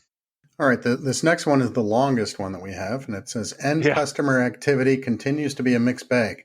Regardless if up, down, or flat, most are feeling okay about their business outlook, and some are preparing for a tightening supply chain going into 2025. Where things are sluggish, inventory overhang is a common theme. The destocking trend that began in earnest in 2024 is taking longer than most of us expected, but it will finish, and some lift in demand for components will occur, which is going to be a contributing factor for stronger sales in calendar year 2025. End quote. I talked a little bit about destocking earlier. Most all of our distributor customers have, got their inventories back to where they want to be. So that part of this kind of surprises me. But obviously, there's going to be different rates of consumption of that inventory. I don't see a supply chain issues for next year. Now, there are some shipment delays. I think the container people are trying to fix pricing. And so we're seeing delays in containers coming from Asia, but that's not the same as inability to get product. It's just a little bit longer lead time. I just don't see the demand out there. The only way I would see a supply chain issue would be, China attacks Taiwan or blockades Taiwan or something like that. I'm not seeing the supply chain. I don't think I could agree with that particular comment here. Not seeing that. Could see a little longer lead times because of the cartels that are, or I'm going to use the word cartels, that are trying to control pricing with containers, slowing some things down on the logistics side. But I don't see any supply chain issues. Well, that's good. And the last comment also touches on the destocking subject. Business in the first half could have been, per plan, should have been better, but also could have been worse. Customers are reporting stable demand environment and real progress on destocking, so it feels like the stage is set for this to be the floor of this cycle. I concur. That would be almost as if I wrote that. I concur with that. Maybe So you did. I don't think I did, but I would concur with that. That I feel like we're at the floor from that standpoint. Would very much agree with that. Good. So the floor is not so bad. We're still in decent shape then. Yep, absolutely. All right. Anything else you want to add on the FDI or FLI before we move on to let you tell the listeners about what's going on at Huyett? I don't think so. I just feel that we're in a place right now where we really have to take care of business ourselves and try not to look at the newspaper to make decisions on how to effectively manage and lead our enterprises. It's really it's really about what can you do to sweeten your value proposition and win more business out there. The last couple of years, we've had a pretty nice tailwind, and now we're not going to have that. So it's up to us. And so I guess that's what I would say. Kind of against that backdrop, I know you're going to ask. We've had a lot going on at Huyett. We've made 2 acquisitions in the last year. Last December 1st, we purchased a company down in Houston, Texas.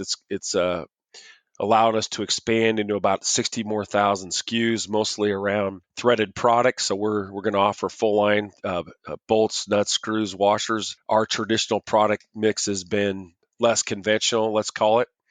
And then kind of similar to that theme, in March, we purchased an adhesives company in Florida, and we're working on development of user-applied thread lockers and adhesives. Think in terms of Loctite type product, or super glues, and we feel that that's just another product that our distributor customers can put in their basket. We're looking forward to doing a private label program on the adhesives, as well as I think we'll have a very, very good pricing and order rules. A lot of the manufacturers in that business now are a lot bigger and have a lot of more substantive, onerous ordering rules and pricing structures, and I think we're going to be a lot easier to do business with. So we're looking forward to it, and we're going to be out here fighting the fight, and trying not to read the newspaper. We're going to worry about what we're doing and not worry about what everybody else is doing. Well, it seems like you guys have been doing a lot of good things for a long time. I see that you're into your fourth decade of owning Huyett, which is good. And also, one thing I just wanted to bring up, it caught me a little bit by surprise. You dropped the GL back in 2022 to just Huyett, like kind of a rebranding there. And it caught me by surprise. First time I was writing, we were writing a story about you. I'm like, where's the GL? I wouldn't say it caught me by surprise, but that's what our marketing people, they think that the GL is spurious. So I'm going to go with them. Huyett's easier to say. It is, and I think some people short it and call us that. The whole idea of dropping the GL was a marketing move. They deemed it kind of spurious. You were asking about me being in this business for a long time, and one of the things that we've kind of made it a commitment to here in the last 2 years or so is we do want to remain as a private family-owned company in this industry. It is an industry that is currently being conquered by private equity, and so one of the things we've been working on a lot is succession planning and a culture strategy, and that's worked out real well for us. And so we really care about our stakeholders, which includes our customers and our suppliers, and we're going to run this business like a family caring business. And I think, that bodes well for us with respect to being lined up out there against private equity companies in which, if you're an employee, you're not much more than a social security number. In our company, you're somebody pretty special. And so we're looking forward to leveraging that. I guess while I got the mic, I'm going to do a shout out to Dan Harriger. Many of you know Dan Harriger. He's our vice president of sales. And Dan is retiring from the industry after over 40 years. He wants to go win a family golf tournament. And so Dave Audie is going to be our new vice president of sales. We've made that appointment recently. And, Dan has been a true, kind, caring servant leader, nation building manager, and has really done the job for us. We're one of the few companies in the industry that has a direct sales force. And Dan has built that, and he's hand developed, I'd say, Dave Audie, and we're excited about it. And, if you get a chance, you might send Dan an email or a greeting and wish him well in the golf tournament. I think we're going to make him so nervous. It's over Labor Day weekend that he probably will suck. But anyway, Dan's been a great guy, and we're going to miss him so. Yeah, I saw your LinkedIn post about that, and there's a quote that you said he built the best sales force in our industry. So I thought that was a nice compliment, and that ties in with your your culture of excellence and everything here. And there's also a picture of Dan at one of the tabletop trade shows here. And also a picture of the guys at a baseball game in Cleveland, of all places. Yeah, we had a sales meeting there, and it kind of gave the guys a tearful way to send Dan off, and a lot of tears shed. So he's a great human being. We're going to miss him. Good. So, and like I said, you mentioned culture, and I mentioned it too. I think you've been doing a good job with the culture there, and with the people side of it. And then you don't neglect the technical side either. If you look at the blog page on your website, it's got a lot of good technical information there on the different products and things like that. And as usual, great graphics that you guys create. We appreciate it. I mean, I think maybe one thing that sets us apart is we are a manufacturer as well. One of the things we've been really successful with in the last year is we've put in a Swiss lathes, and we've actually filled those up to capacity. So we're currently expanding that. But what that does is it requires us to have an engineering function. And so when our team members, run into issues that distributors are having out there in applications or designs, we have the insights as a manufacturer to help support solutions. And so, we do have a technical focus, Mike, and that's something that we want to continue to focus on. So it's a lot to think about. Let's just put it that way. Got a lot going on. Yeah. Yep. Anyways, I think you guys are doing a good job looking at it from the outside. I always have a good impression. And I think, Huyett is easier to say. I often would stumble on the first two letters. So I think it was probably a good move. Well, you're welcome to come visit us anytime you want. So, like if you're out driving across Kansas on your way to snow skiing or whatever it is you do, and you fall asleep at the wheel and you kind of wheel off the road like they did in Christmas Vacation, you might end up in our front yard and, we'll hand you a cold one. Well, what's summer like in Kansas? Well, actually, so far this year, it's been pretty good. They said it was going to be hotter than heck, but, it's warm.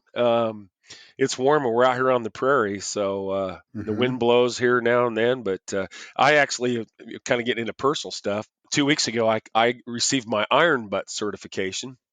And what that is I ride a motorcycle 1,000 miles in a day. And so I rode from Idaho Springs, Colorado to Grass Valley, California in one day through U.S. Highway 50 across Nevada, which is also known as the loneliest highway in the U.S. and had a number of adventures out that way, which is probably too long for the show here, but it was quite the journey and made me appreciate the United States of America. I did continue up and wind myself up the Oregon coast, up around the Olympic Peninsula, back down through the Columbia River Gorge to my tugboat meeting in Sun Valley. So I had quite the experience and Were you enjoyed in a group it. or by yourself? I was by myself. So by yourself. So a lot of time for contemplation. There was, probably two quick side stories. One was I only had one safety incident, and I was in Nevada, Utah border, and I'm going around this corner, and there's I thought it was mud, but they were crawling, and it's a Mormon cricket migration. And there was so much cricket guts on the road that I actually started to slide. So I had to straighten the bike up, and I slid right through the corner. I was only going about 25 miles an hour because it's like a mountain area. And then the other one was that I was desperate for gas. And when I say desperate, I mean I was desperate. And I saw a pump in front of a bar that looked like a Wild West place in a place called Middlegate. Yeah. And I go in there, and there's all these drunk Air Corps men, and I'm like, what the hell is going on? I go in the bathroom, and there's all these patches of Air Corps, Navy and Air Force aviators. And there was a picture on the wall, a photograph of a Soviet MiG flying over this bar, taken by obviously another MiG. And what I figured out was that's where America's Top Gun is. So that is where the Top Gun pilots. That's what I was thinking. So I think I ended up in the officers club of Top Gun, searching for gas in the middle of freaking nowhere in Nevada. Did it match the movie portrayal? I think they started singing Great Balls of Fire when I was in there, as a matter of fact. Oh, that's great. What kind of motorcycle do you have? I rode a BMW for this one. A BMW, it's a GS, it's off-road bike, but it was a great adventure. Great adventure. Well, it sounds like a great American story and experience that you had there. Yeah, so if I see you in the industry, you guys can call me Mr. Iron Butt, okay? Got to use the proper title. That's right. Great. All right, good. Well, anything else you want to finish up with? No, I appreciate what you guys do and your contribution to the industry, and look forward to seeing you at industry events. And I'm glad to be part of the great American industrial machine. So glad to be here. Thanks again for joining us and for your insight. And we'll look forward to seeing you and talking to you down the road. You bet. All right. Thanks for joining us, Tim. That was Tim O'Keefe. He's the Chief Executive Officer at Huyett. The FDI number for June 2024 was 52.1 versus 52.9 in May. Visit FDIsurvey.com to participate in the process and get a detailed PDF copy of Baird's monthly analysis. Now for today's top story. Holochrome, a subsidiary of Fastenal, hosted a 95th anniversary celebration to honor its staff on July 10th, 2024 at its facility in Wallingford, Connecticut. Attending were Paul Lavoie, Connecticut Chief Manufacturing Officer, Vincent Cervoni, Wallingford Mayor, John Byros, Small and Minority Business Liaison from Senator Blumenthal's office, and members of the Greater New Haven and Quinnipiac Chambers of Commerce. Founded in 1929 in Hartford, Connecticut, Holochrome pioneered the cold-forming process of mass-producing fasteners with great structural integrity and less material waste. The Holochrome brand is now synonymous with premium quality socket head products for critical applications, all made in the USA. When the fastener manufacturing industry was largely offshored in the 1970s and 1980s, Holochrome stayed true to its roots, employees, and community. Fastenal acquired Holochrome in 2009, kept the team intact, and invested in a new 200,000 square foot site in Wallingford. Ongoing investments in technology and job training continue to make Holochrome a fastener industry leader. Recent improvements include 3 advanced cold forming headers and bolt makers. You can see a couple of accompanying images to this story on the cover page of the July 15, 2024 issue of the Fastener News Report newsletter, available online at fastenertech.com. Next up, today's Fastener Newsmaker headlines. In corporate news, Lehman's acquired AUG Industrial Fasteners. Optimus Solutions completed an equipment investment in its UK manufacturing facility. GM gave quality awards to Smalley and Semblix. Bassard acquired Dijon Fastening. Worth Additive Group, Raise 3D, and Henkel initiated a collaborative venture. AFC Industries acquired Circle Bolt and Nut. Nordlock Group established a regional office in Malaysia. Staffa expanded its product range with fasteners from Lubo International. Threaded Fasteners acquired Rico Fasteners.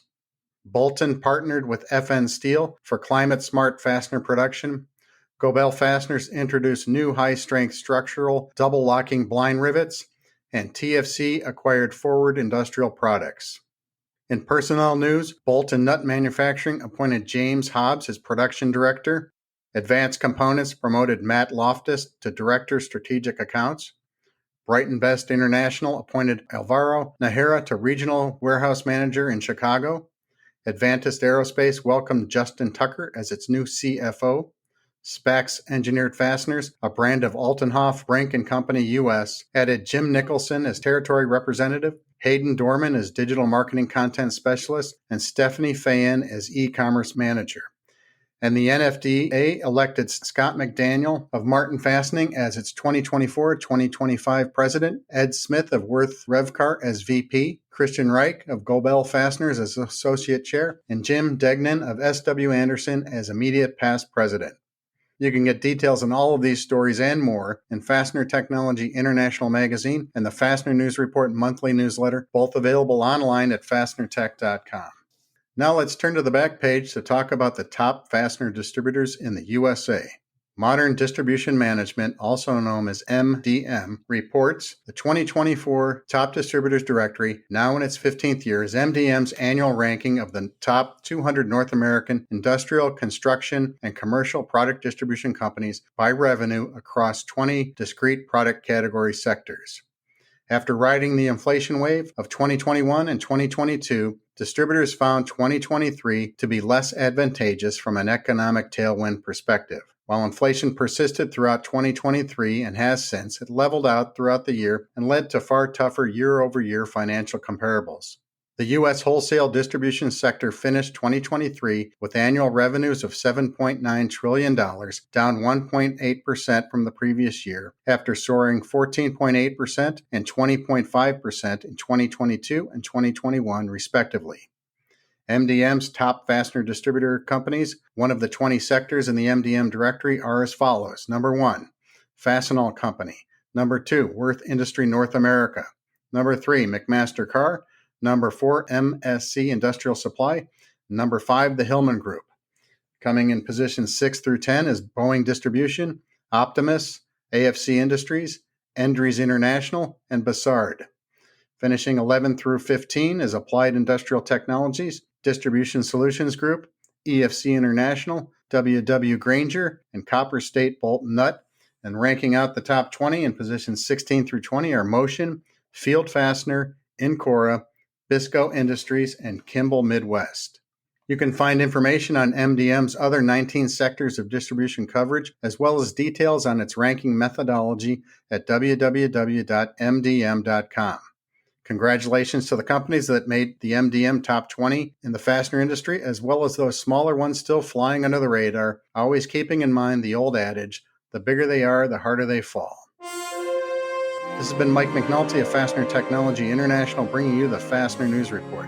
Please send your news, pictures, comments, corrections, or complaints to me at mcnulty@fastenertech.com.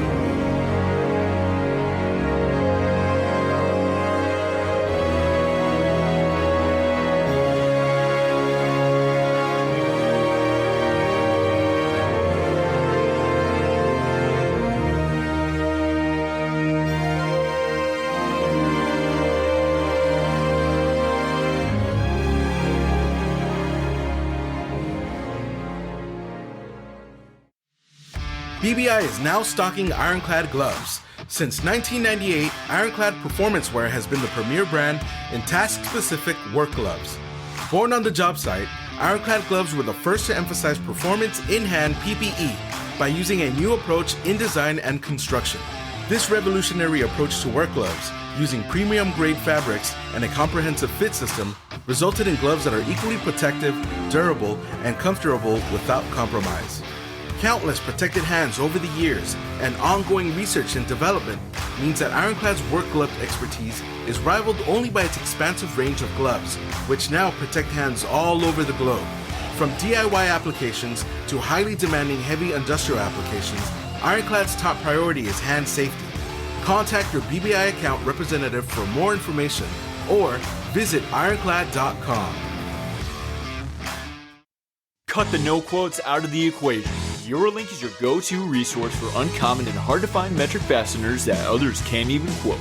Contact the sales team at EurolinkFSS.com and get your hard-to-find metric fasteners delivered. Solution Man, Ken. Solution Man, you're my fastener hero. Just doing my job, ma'am. SOLUTION, SOLUTION. Solution industry. We are solution.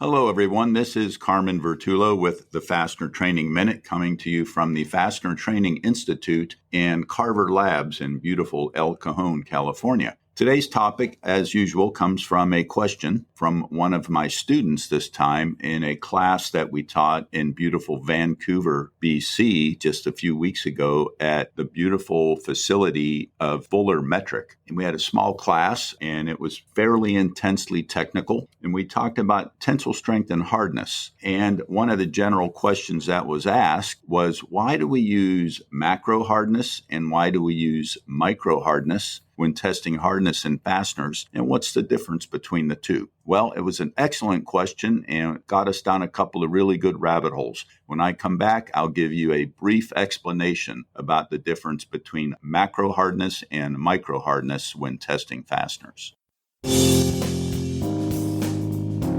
Thanks, Carmen. Hello, everybody. I am Jo Morris with the Fastener Training Institute. We have a ton of fastener training classes to kickstart your summer. First, Carmen and I are currently presenting a brand new live webinar series on fastener basics. This is the class really that absolutely everybody in our industry should watch. If you have new hires, you're cross-training, or you're promoting from within, your team absolutely has to understand the basics of our industry. We just completed parts 1, 2, and 3, so I'll send you the recordings. But please join us for part 4 on June 27th. In this series, we're teaching all about drives, screw threads, platings, coatings, how to call out parts, and a whole bunch more. I mean, we're talking rivets, pins, anchors, everything. Again, these are great for newbies. It's a great refresher course for your entire team. Some other exciting news for the summer is that we are starting our single-day Certified Fastener Specialist courses resuming late summer. We've chatted at length about how great Fastener Training Week is, and it really is, but not everybody has a full week to take off. So we're offering students the ability to take single classes, every class individually, 1 per month, to obtain their Certified Fastener Specialist designation. So we're going to be starting with a full-day class on specs and terms, followed by understanding the bolted joint, dimensional and material specifications, then fastener quality assurance, followed by fastener testing, followed by some tours of some great fastener manufacturing plants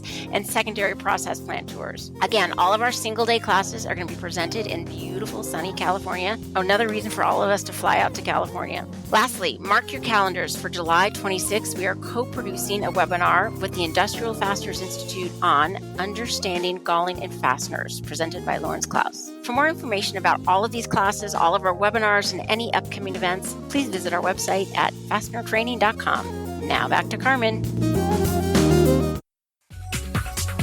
Quality products, quality service, quality customers. That's 3Q Inc. a fastener distributor unlike any you've worked with before. With its unique remote managed inventory stocking programs, wide array of secondary service offerings, and wholly owned cold forming capability, 3Q Inc. has been supporting fastener distributors since 2008. 3Q offers a wide range of 100% American-made fasteners, including ITW SEMS lock washers, as well as specialty and imported parts. Give 3Q a call today to discuss your needs and experience 3Q quality for yourself. 3Q Inc. www.3q-inc.com.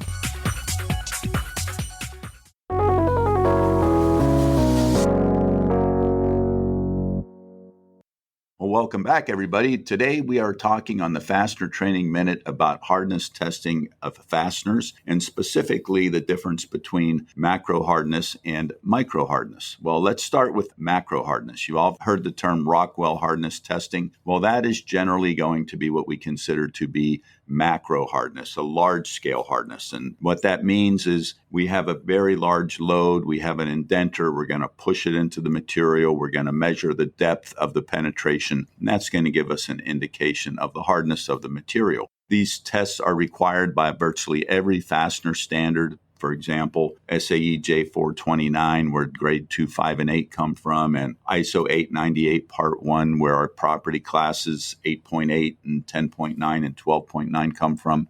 And sometimes they refer to other standards to do the test. SAE J429 sends us to ASTM F606, the fastener testing standard, to tell us where on the part we do the test. F606 sends us to a standard called ASTM E8 that tells us how to actually do the hardness test, and so on. But in any case, we have to understand what is going on with the Rockwell hardness test. Well, first off, there are several different scales. The two that matter most to us are the C scale and the B scale. The C scale is for harder materials such as alloy steel socket screws and 12.9 and grade 8 bolts. And the B scale is for the softer materials such as brass and grade 2 and A307, anything that's not heat treated. And probably grade 5 is in there a little bit because it kind of crosses the boundary between the two scales, which, by the way, do not overlap and cannot be converted one to another.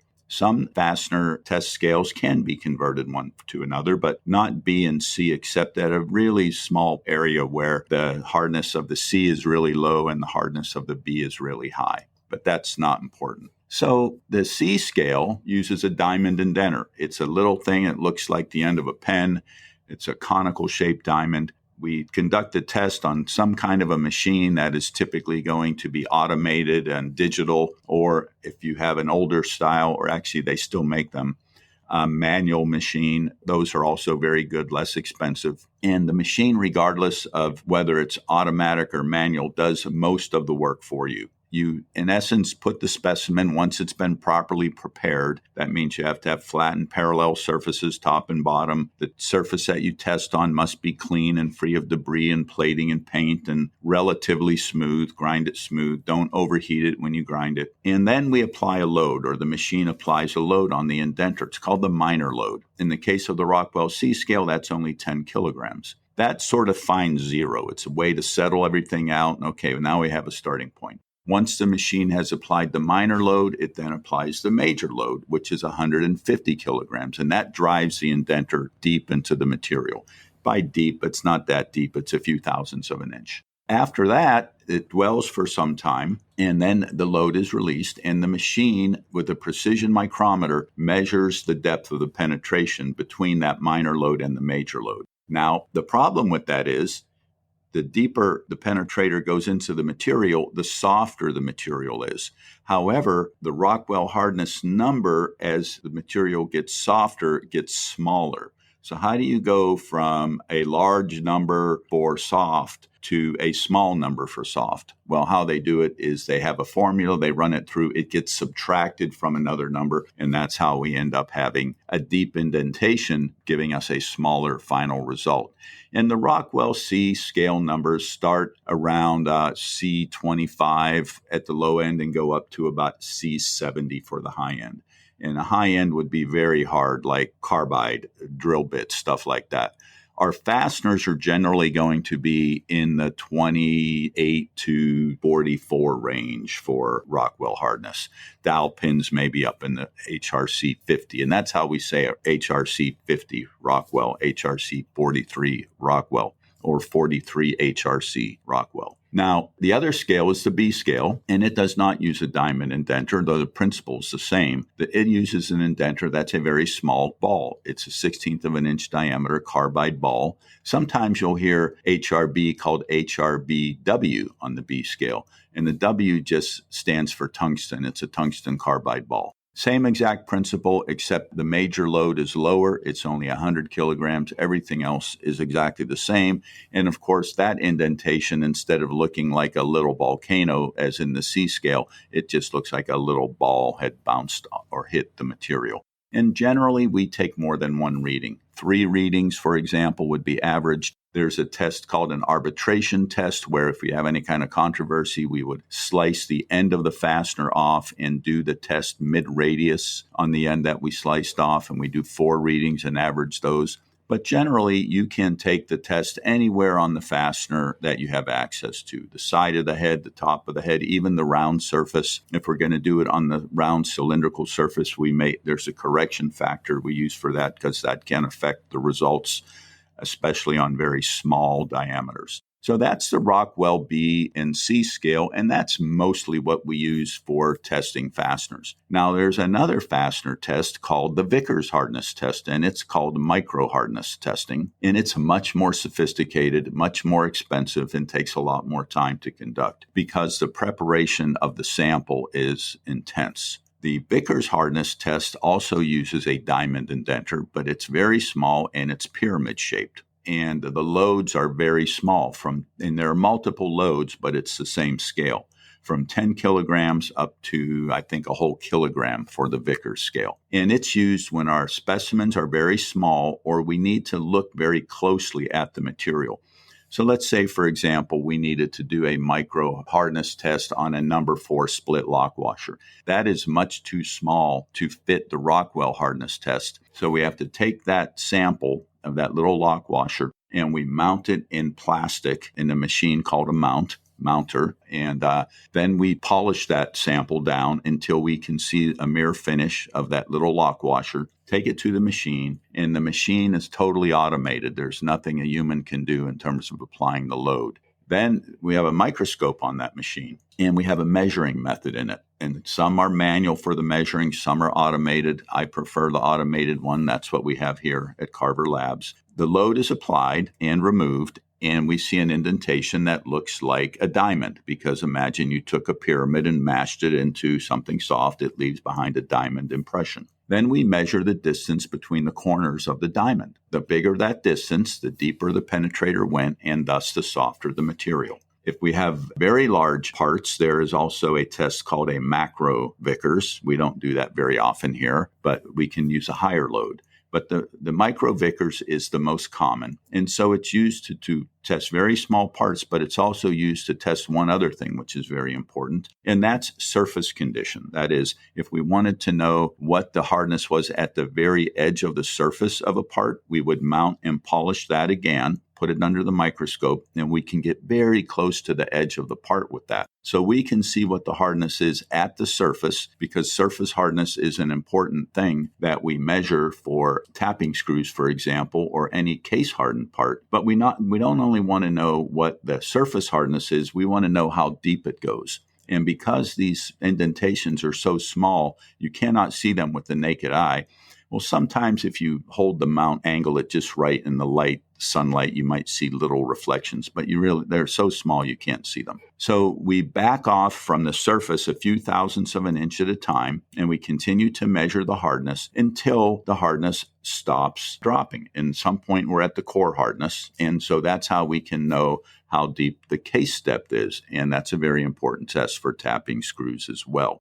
Going to go back to Rockwell hardness here just for a minute. because there are a couple of other scales that are useful in the Rockwell scale, in the Rockwell hardness test regimen. There's an A scale, which we never see in fastener standards, but it is a scale that does completely cover all of the C and the B scales. So it's a very large scale, but it's not very accurate. It's only a 60 kilogram load. And because of the fact that it is such a large scale, the resolution is only about half of the B and C scale, but it is useful sometimes. Then we have a scale called the N scale, and there are actually 3 N scales, 15, 30, and 45. And those are just like the C scale with the diamond indenter, except they use a very small load. The 15 means 15 kilograms, the 30 is 30 kilograms, and 45 is 45 kilograms.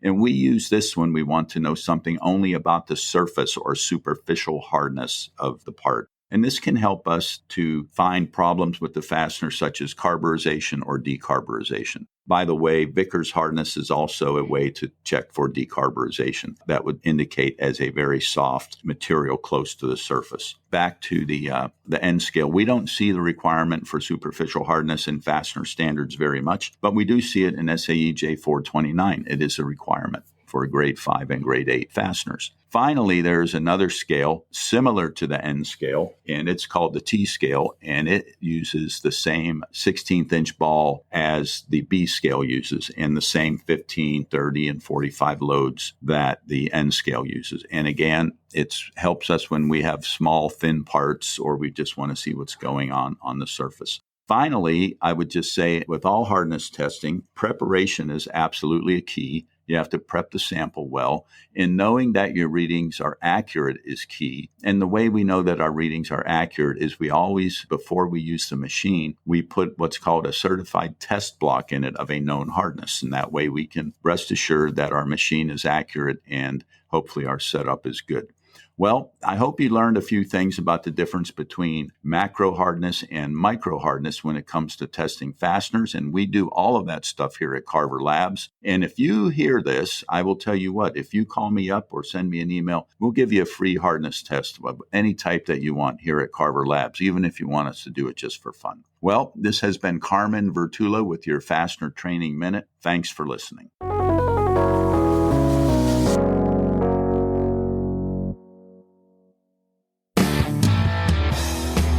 Hey everybody, Jake Davis, BTM Manufacturing. When I'm fixing for some Vegemite, I listen to my boys Brian and Eric on Fully Threaded Radio.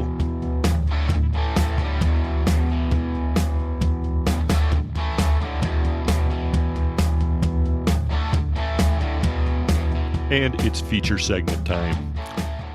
If you've been listening to the whole episode, you didn't just dive in here, you would have heard Morgan Wilson, the show manager for International Fastener Expo. He was warming us up for this year's big event out there in Vegas. Lo and behold, already had Anders Green scheduled, and I saw this morning on LinkedIn that he has been announced as a headliner. He's going to be doing an educational presentation addressing the wide world of tech that might impact distribution. Anders, welcome to Fully Threaded. Hello, Mr. Dudas. How are you today? Never better. It's been a while. We've been threatening to do this, and of all things, we got you on a day when Brian at the last minute had to cancel out. I'm glad we're still doing it, though, because this is great news. I'm so glad that we're going to get to hear you expound on a subject that you're very adept at. Fantastic. But first, I need to lodge an immediate complaint. I have heard nothing about a southern chapter of Naperville being announced, and I demand some kind of resolution, and I hear you're the person to talk to. All right, well, let's hear. What's the proposal? I'm not the boss of these things, but we're certainly missing the camaraderie and hangouts that's been clustered up in the Midwest part of the country. And I think we need some of those down here in the Southeast. Right. Well, and we opened the show up today with a little vignette of the Naperville Fastener Association, and it's no wonder that a lot of people are wanting in on that little treasure. So we'll see what we can do, and I'll talk to you out in Vegas. How about that? And we'll line something up. Well, I hope we would also see something at the MWFA Fastener Week coming up. Oh, yeah. What am I thinking? Jeez. Yeah. For sure. Yep. You got it. You got it. Okay. Well, I'm glad you'll be out there too. I was going to ask you about that. Well, let's wind back here for a moment. And for folks who haven't met you yet, you are the proprietor of a little technology company called ALOX, relatively new on the fastener scene. You can update us all about that. But before we dive into a preview of what you're going to present out there in Vegas, tell us a little bit about ALOX. What are you all about, Anders? ALOX is a full cloud solution for accounting and inventory. And the distinction that we really make is we recognize that manufacturing is an entirely specialized and more complicated operation. And so we've intentionally said we're going to leave that to some of the bigger players like, SAP or Oracle, NetSuite. We're going to leave manufacturing to them and focus just on distribution.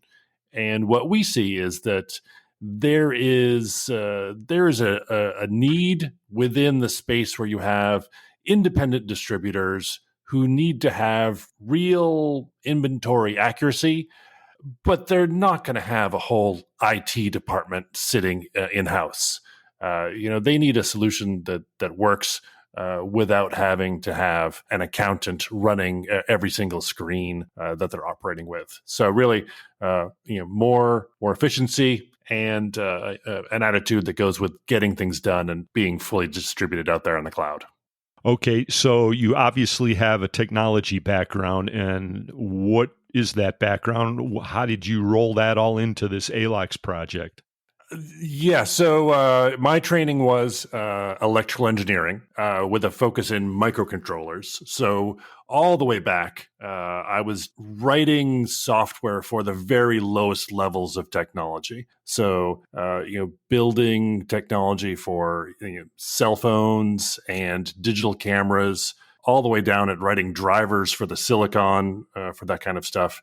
And worked for companies like IBM, Hewlett-Packard. We built some cameras for them with the custom silicon that we built for our digital image processors. So way, way, way back, I did that for about 15 years, all kinds of technology and coding with that stuff. But then... Was this 90s, 80s, 90s? I got out of college in the early 90s. So... Then I spent about 15 years doing that stuff. Okay, so you're an extremely youthful guy. I'm 52, 53, 50-something. Yeah, like I said. yeah. So I'm all vim and vigor, spit and vinegar. But after a while, I wanted to get out of that stuff and to get into something a little bit more concrete and not sit at a desk all day. And so I bought a supply house. And we sold fasteners, mostly to, like construction people. And I was quite happy doing that for, 10, 15 years again. And then I decided, I was looking for new software. And I said, Anders, go find some new stuff. It's like 2017, 2018. And I could not find software that I really liked that fit what was modern at the time, which is not, surprising. There's a lot of very good, very correct software packages out there that were built in the 80s and 90s and have been expanded on. But I wanted to run my location with something that was fully modern. And when I couldn't find that, I decided I was going to build it. And then COVID happened literally 2 weeks later. So it was a good time to hunker down and get back into writing code. Okay, so this is another one of these byproducts of the whole COVID experience stories. I love it. Yeah, I've heard so many of them. A lot of entrepreneurs made big changes during that time. So that explains a lot. I had never heard that story, and it brings us up to speed on how you came to get this position at this year's IFE. So tell us a little bit about what you have planned. So this year at IFE, and I think we should just continue. We'll continue that battle. You say IFE, and I'll say IFE, and I just like it. We'll continue that. So I spoke there last year, and last year the topic was 3 sci-fi technologies that are ready for distributors now, and we talked about AI, 3D, and remote sensing. And they must have enjoyed that because, they've decided to have me back this year. Always a good sign. Yep, it is. And Morgan, that dude's a great dude. And we've got Ali Gonzalez that does all the getting the booths all squared away, and Madeline does all of the speaker arrangements and stuff. A great team that they've got put together.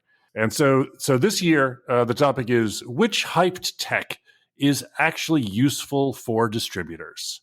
And what I want to touch on there is there's a pile of technology that has come through the headlines in the last 3, 4, 5 years. AI is certainly one of them. But what happened to some of the rest? Did they become useful, or did we toss them away? So some of those are going to be like, the Internet of Things or blockchain or cloud. Are there tools that are using those? Did those become things that became mature and we should look into getting them as distributors? Or were they tossed out as unusable or not really solving as strong a problem as they were initially hyped for? So it's going to be a little bit of a survey course touching on several different pieces of technology. I saw in the write-up on LinkedIn that you refer to the Gartner Group cycle of hype. I love that. So where does AI sit in that cycle right now, according to your way of thinking? My personal opinion, we won't know for another several years. It's only with hindsight that we'll be able to pin it down.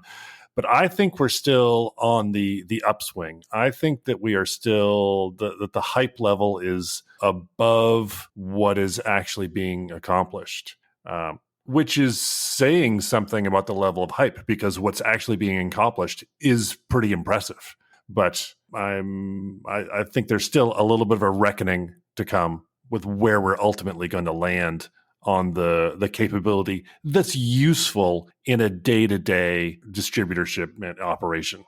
So just for folks who might not recall or haven't yet heard of it, review that cycle really quickly, because it is very, very useful in looking at new technology and understanding that when you see one of these headline-grabbing technologies come along and you're kind of scratching your head over it, there's a very well understood kind of a process that it goes through. There's a fairly standard way to look at talking about hype and the expectations of what we have. And without using their jargon, it is we get super excited, then we get kind of disappointed, and then we acquiesce to a level of acceptance. So they call it the peak of inflated expectations is the beginning of it, and then things plummet down into the trough of disillusionment. I love that. Yeah, and then you slowly rise up the slope of enlightenment, and then you reach the plateau of productivity. So that's more verbal decoration than excited, disappointed, and accepting. But that's the swing, and it's not surprising. Anytime you see any new gizmo, you've probably personally had experience with.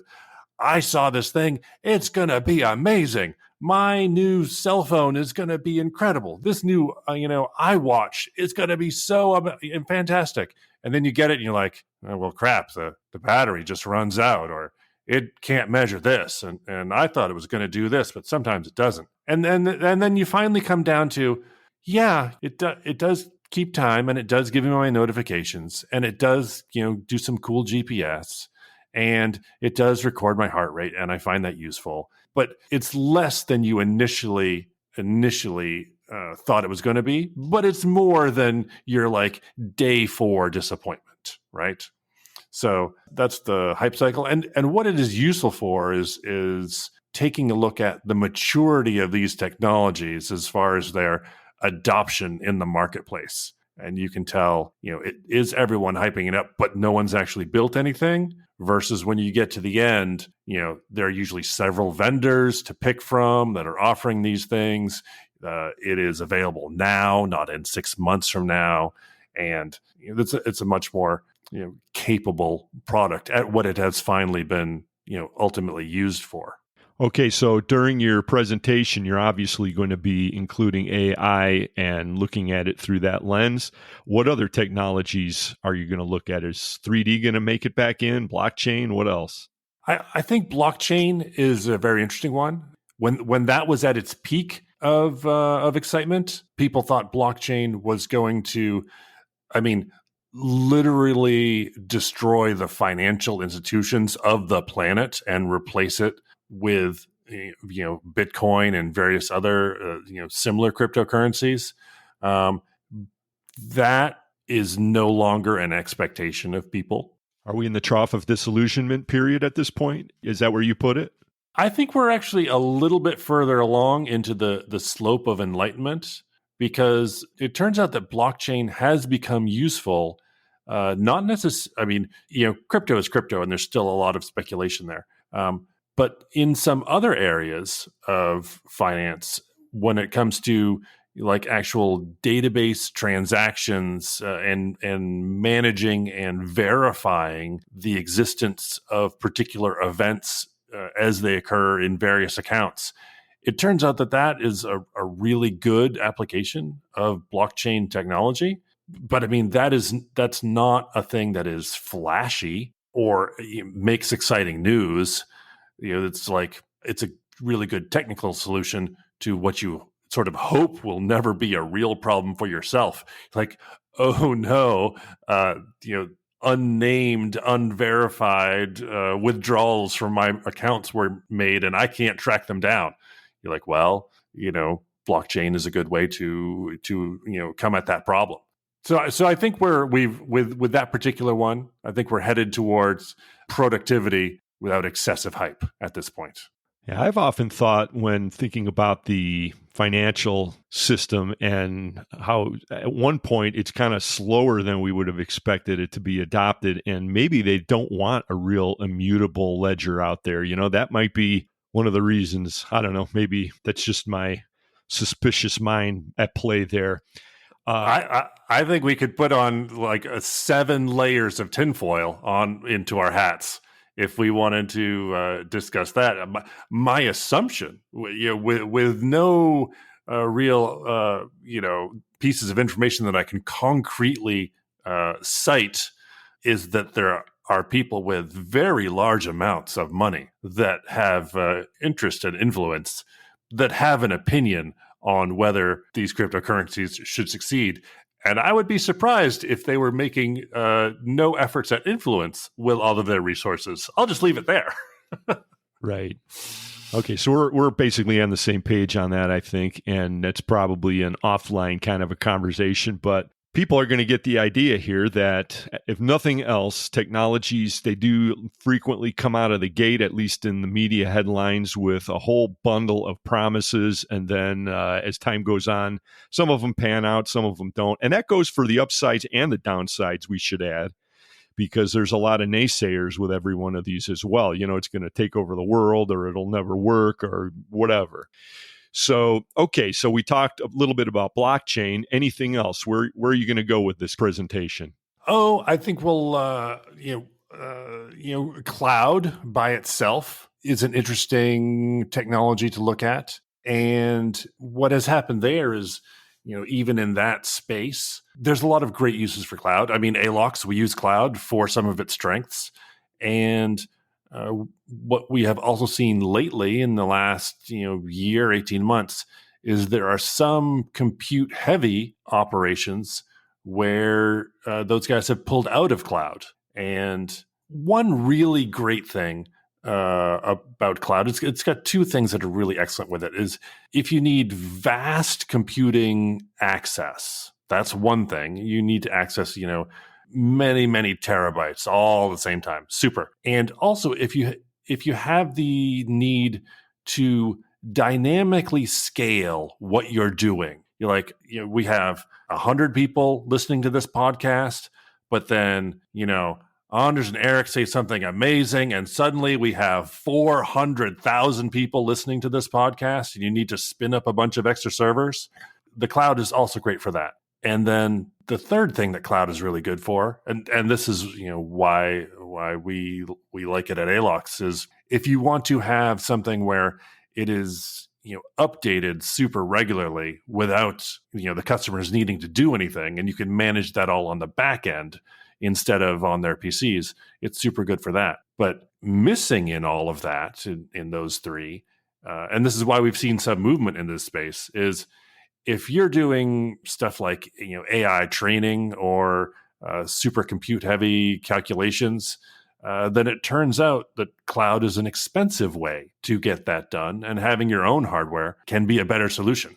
So even within cloud, there's a little bit of bifurcation on where we are settling, and it's not necessarily the everything, everybody, every single item will be cloud in the future. It's turned out to be a little more nuanced. So I think that is really saying that we're approaching this end game, this plateau of productivity, where people can view cloud offerings without being so blown away by the hype of that you have to be there just because everybody else is.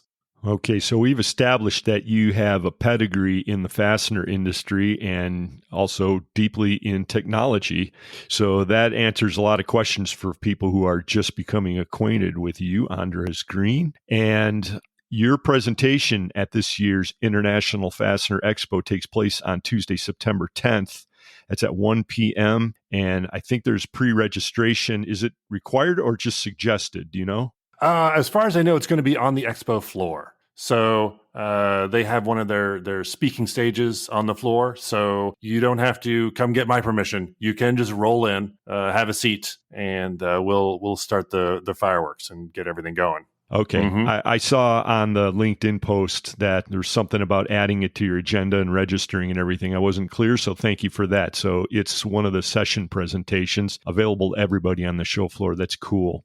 So let's talk a little bit more about cloud and ALOX, because as a fastener guy, as a technologist, you've come to this particular formulation in your journey in life with ALOX just a couple years ago, right after COVID, you said. So you've got sort of a fresh perspective on all this. Do you see the resistance to cloud solutions just in general as you talk to distributors for the first time? And I'm asking you that because as somebody who's been promoting various technology to the fastener industry since 2006, we've come a long way. When NetSuite first hit the street, a couple of different VARs have attempted to crack into fasteners.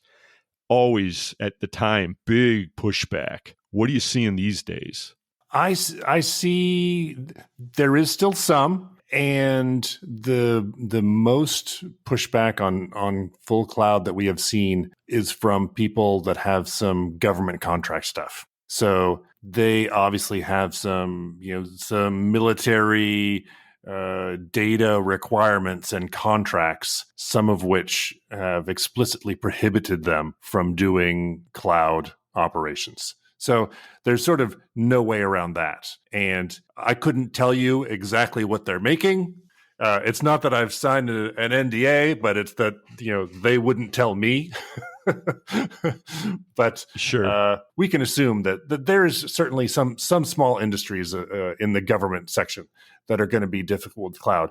In general, what I have found is a rapidly shifting level of acceptance, even over the last 4 years. I feel like since the first expo that we went to was back in, I think, 2022. And even then, there were a couple people that wanted local setups. And almost like just since the first part of 2022, that's almost disappeared. And the COVID setup, just everyone being home, everyone finally learning to use video conferencing, that really changed what people were. And I'm going to avoid the word comfortable with and instead use just the word accustomed to, because you're right. I was going to say inured to it. Yes, because it wasn't necessarily that everyone sat down and objectively analyzed the benefits of doing things in the cloud versus having it on your own server. It really was much more a case that people just got used to it because you had to, and that's where it was.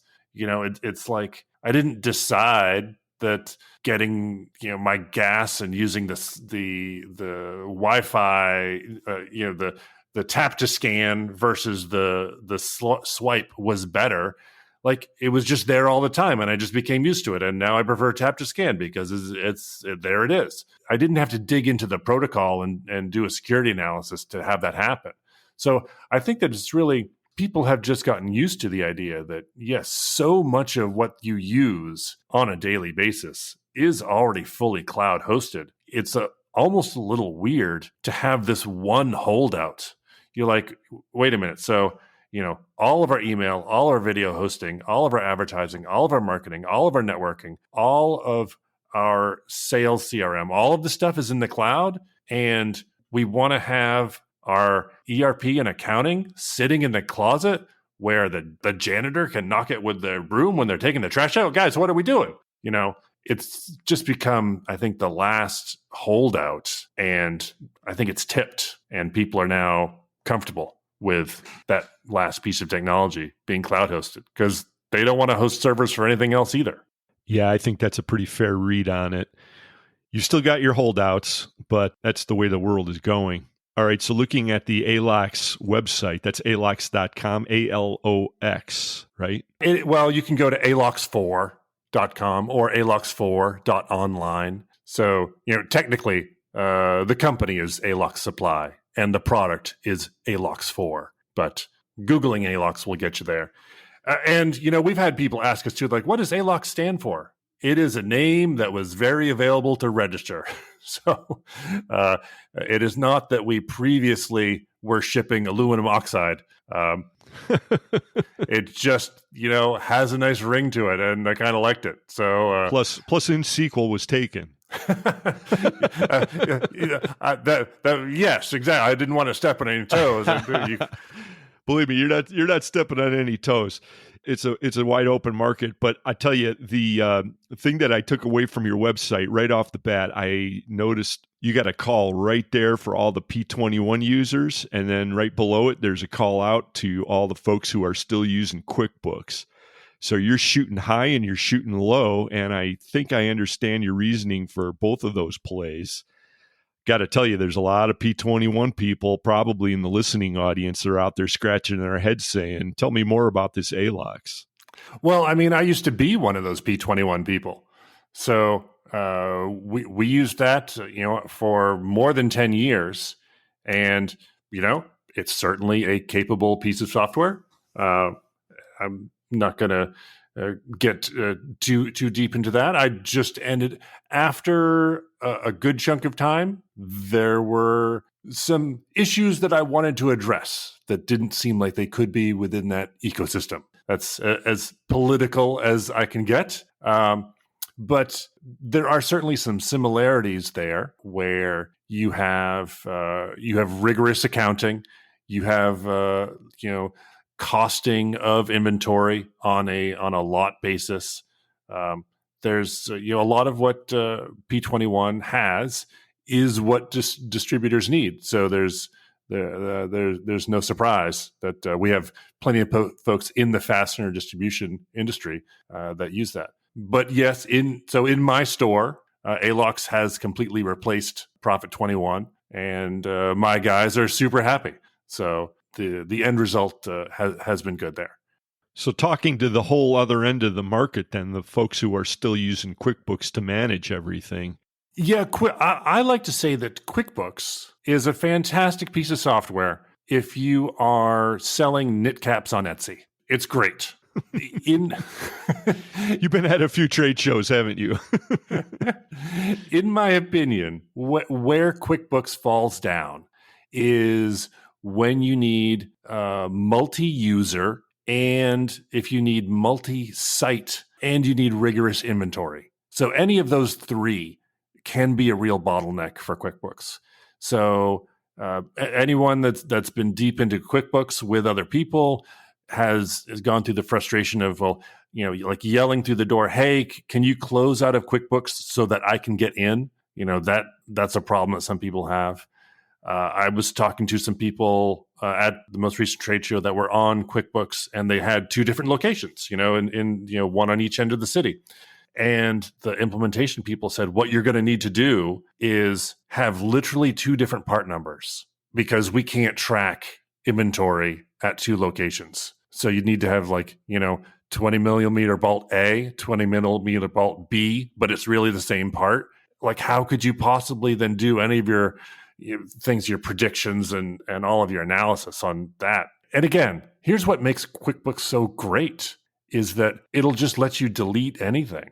Like, you make a mistake, you can just delete it. And you're like, Anders, well, yeah, that does sound pretty good. But you could also literally have one of your employees write a check, print it out, and then they delete it from the system and walk out the door with a paper check to a vendor that they just created and then deleted.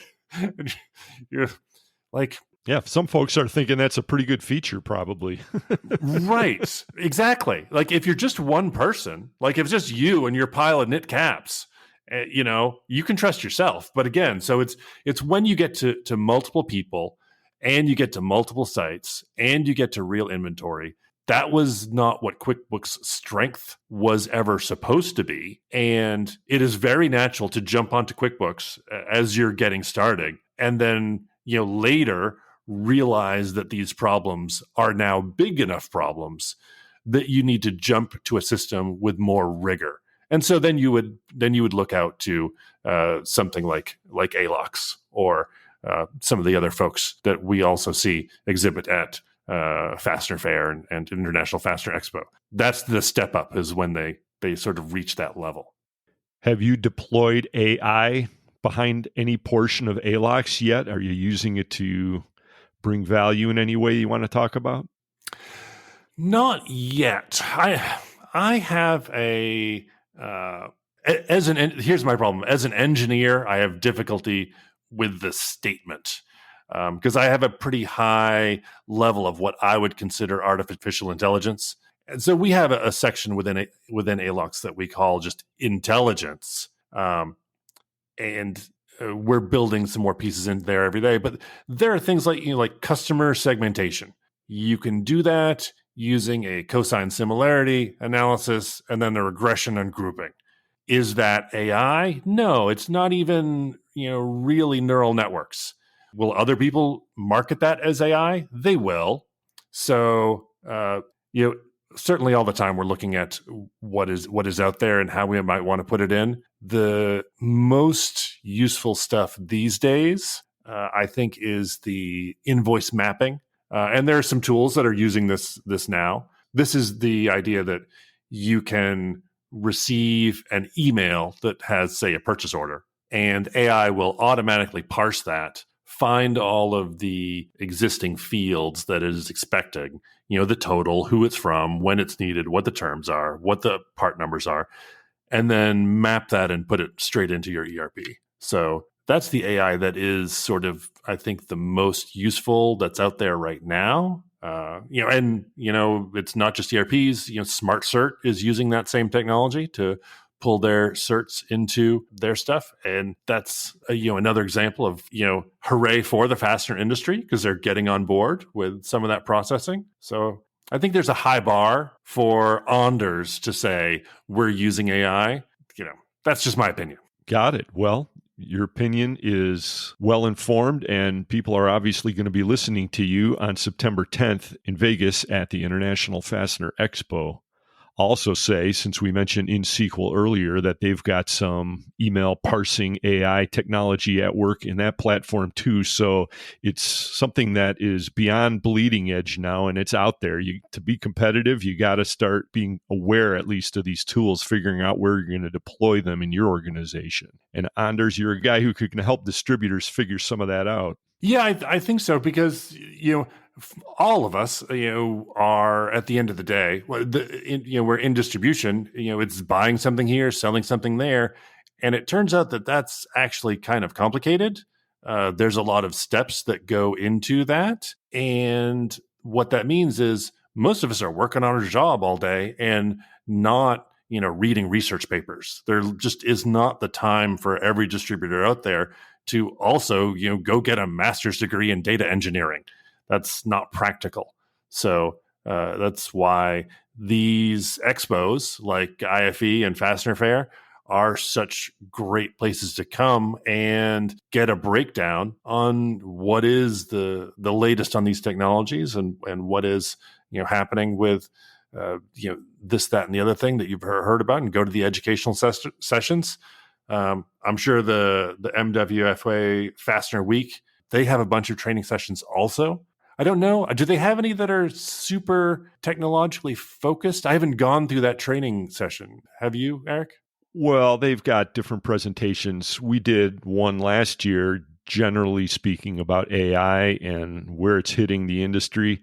So they do what they can, but I wouldn't say that it's anything hard-hitting like you're going to be presenting.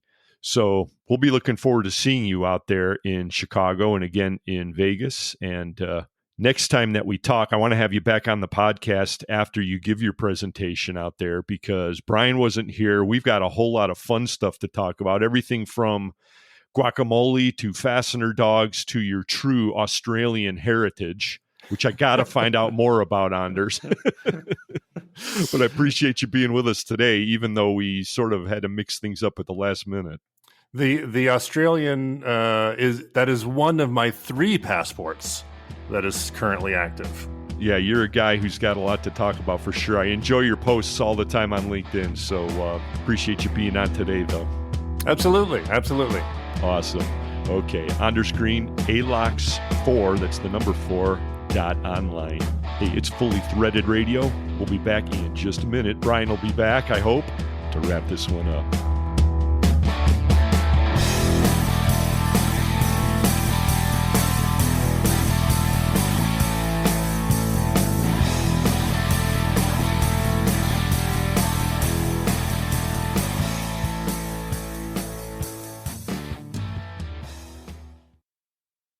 So, you're in the fastener industry, and your distribution software isn't quite cutting it. You need software that can do accounting, manufacturing, CRM, forecasting, procurement, sales, kitting, rework, wireless warehouse management, barcoding, labeling, formatting, mobile apps, websites, and more. Wow, right? What you need is the #1 manufacturing and distribution software for the fastener industry, InSQL. InSQL provides a full suite of applications written and supported by InSQL, not to mention software support that is unmatched by anyone in the industry. InSQL works with you, not at you. Don't be just another sale. Be a partner with InSQL. Contact us today at insql.com. That's INXSQL.com.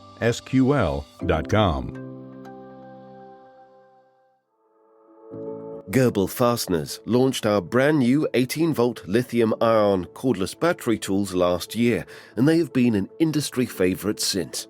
With an affordable price point, user-intuitive design, robust ergonomic construction, and strong pulling force, these tools are best in class. They are proven ideal for demanding assembly, maintenance, general metalworking, and trucking industry applications. Goebel Fasteners, the leading rivet source.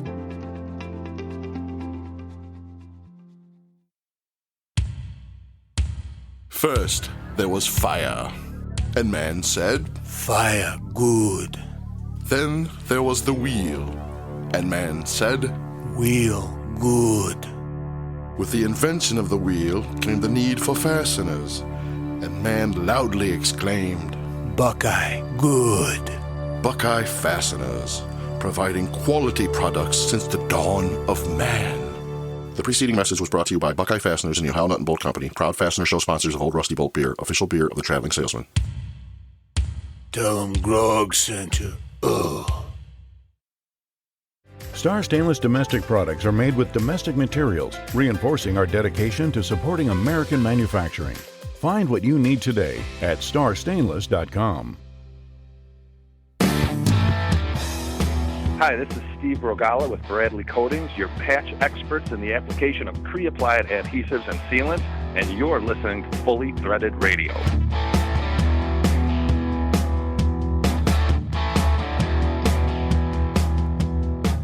Hello, thread lovers.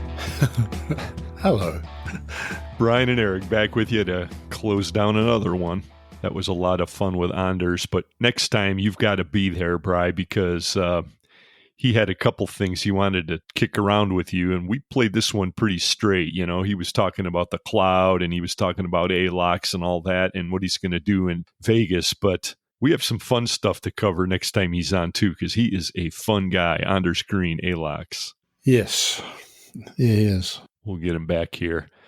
But thanks to him and all the guests today, including Craig Penland with Eurolink, Tim O'Keefe with Huyett. He sat in with Mike McNulty from Fastener Technology International today on the news, and that FDI keeps jamming along. Not sure if it's going to hold through July, especially in view of all this stuff, but God, yeah. In other news, despite, yes, you could say, yeah.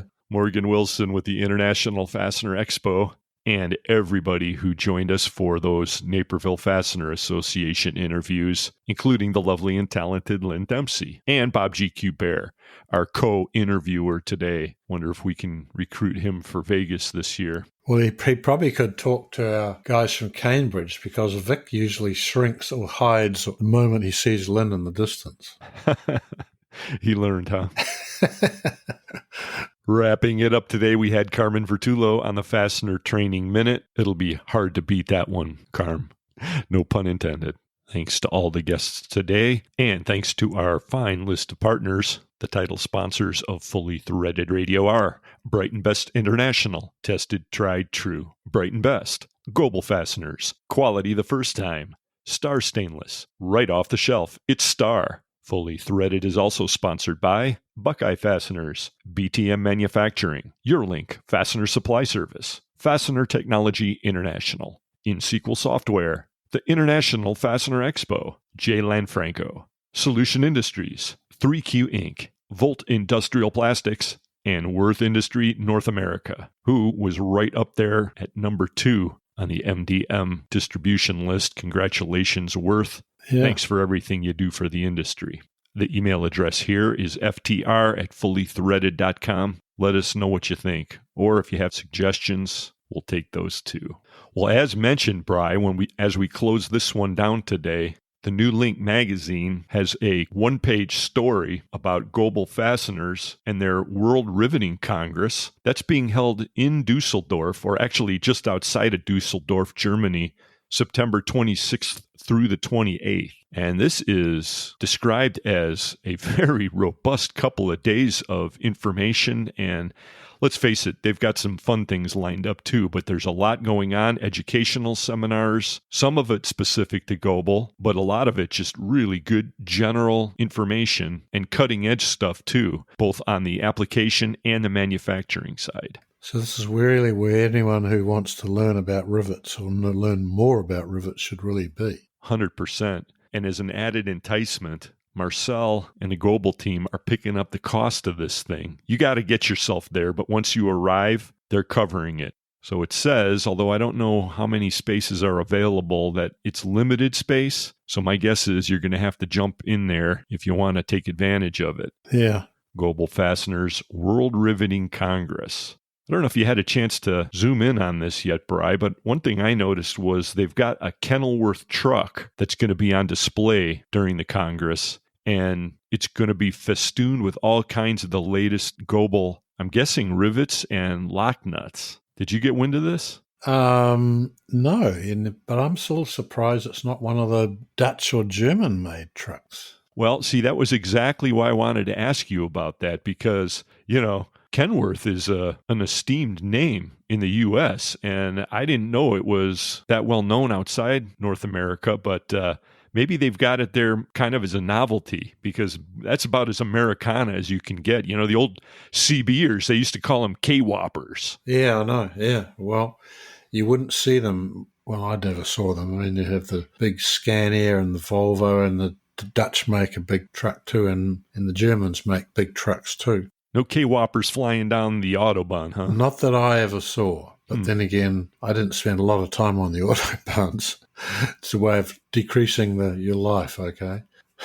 Well, not if the whole thing's put together with Global Fasteners, that's for sure. Don't blame it on them. Yeah, it was more thinking of nervous exhaustion rather than whether the car or the truck's going to fall apart. Right. Well, I think it's a pretty safe bet that this is going to be a fantastic event. Of course, it happens right after IFE, so you'll be able to talk to the Global team either way. Yeah, right. But take a look at Link Magazine for that. And as if that wasn't good enough, next episode of Fully Threaded Radio, we'll be talking with Sam Underwood. He's the new national sales manager for Global. He's going to get with us, bring us up to speed with all their latest programs. And I'm sure if there are any late-breaking developments on the World Riveting Congress, he'll have them then. Sam Underwood. Good. Hope you'll all join us for that one.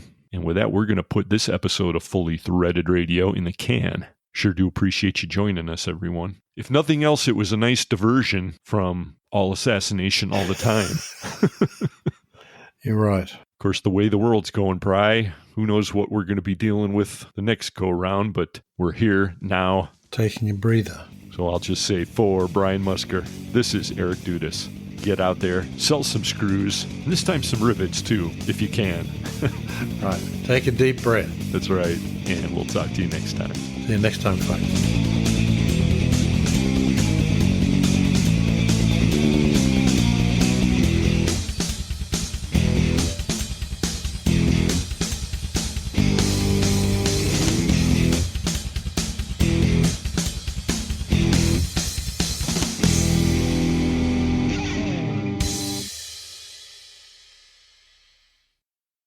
Fully Threaded Radio is a production of Fastener's Clearinghouse. Music provided by Audionautics.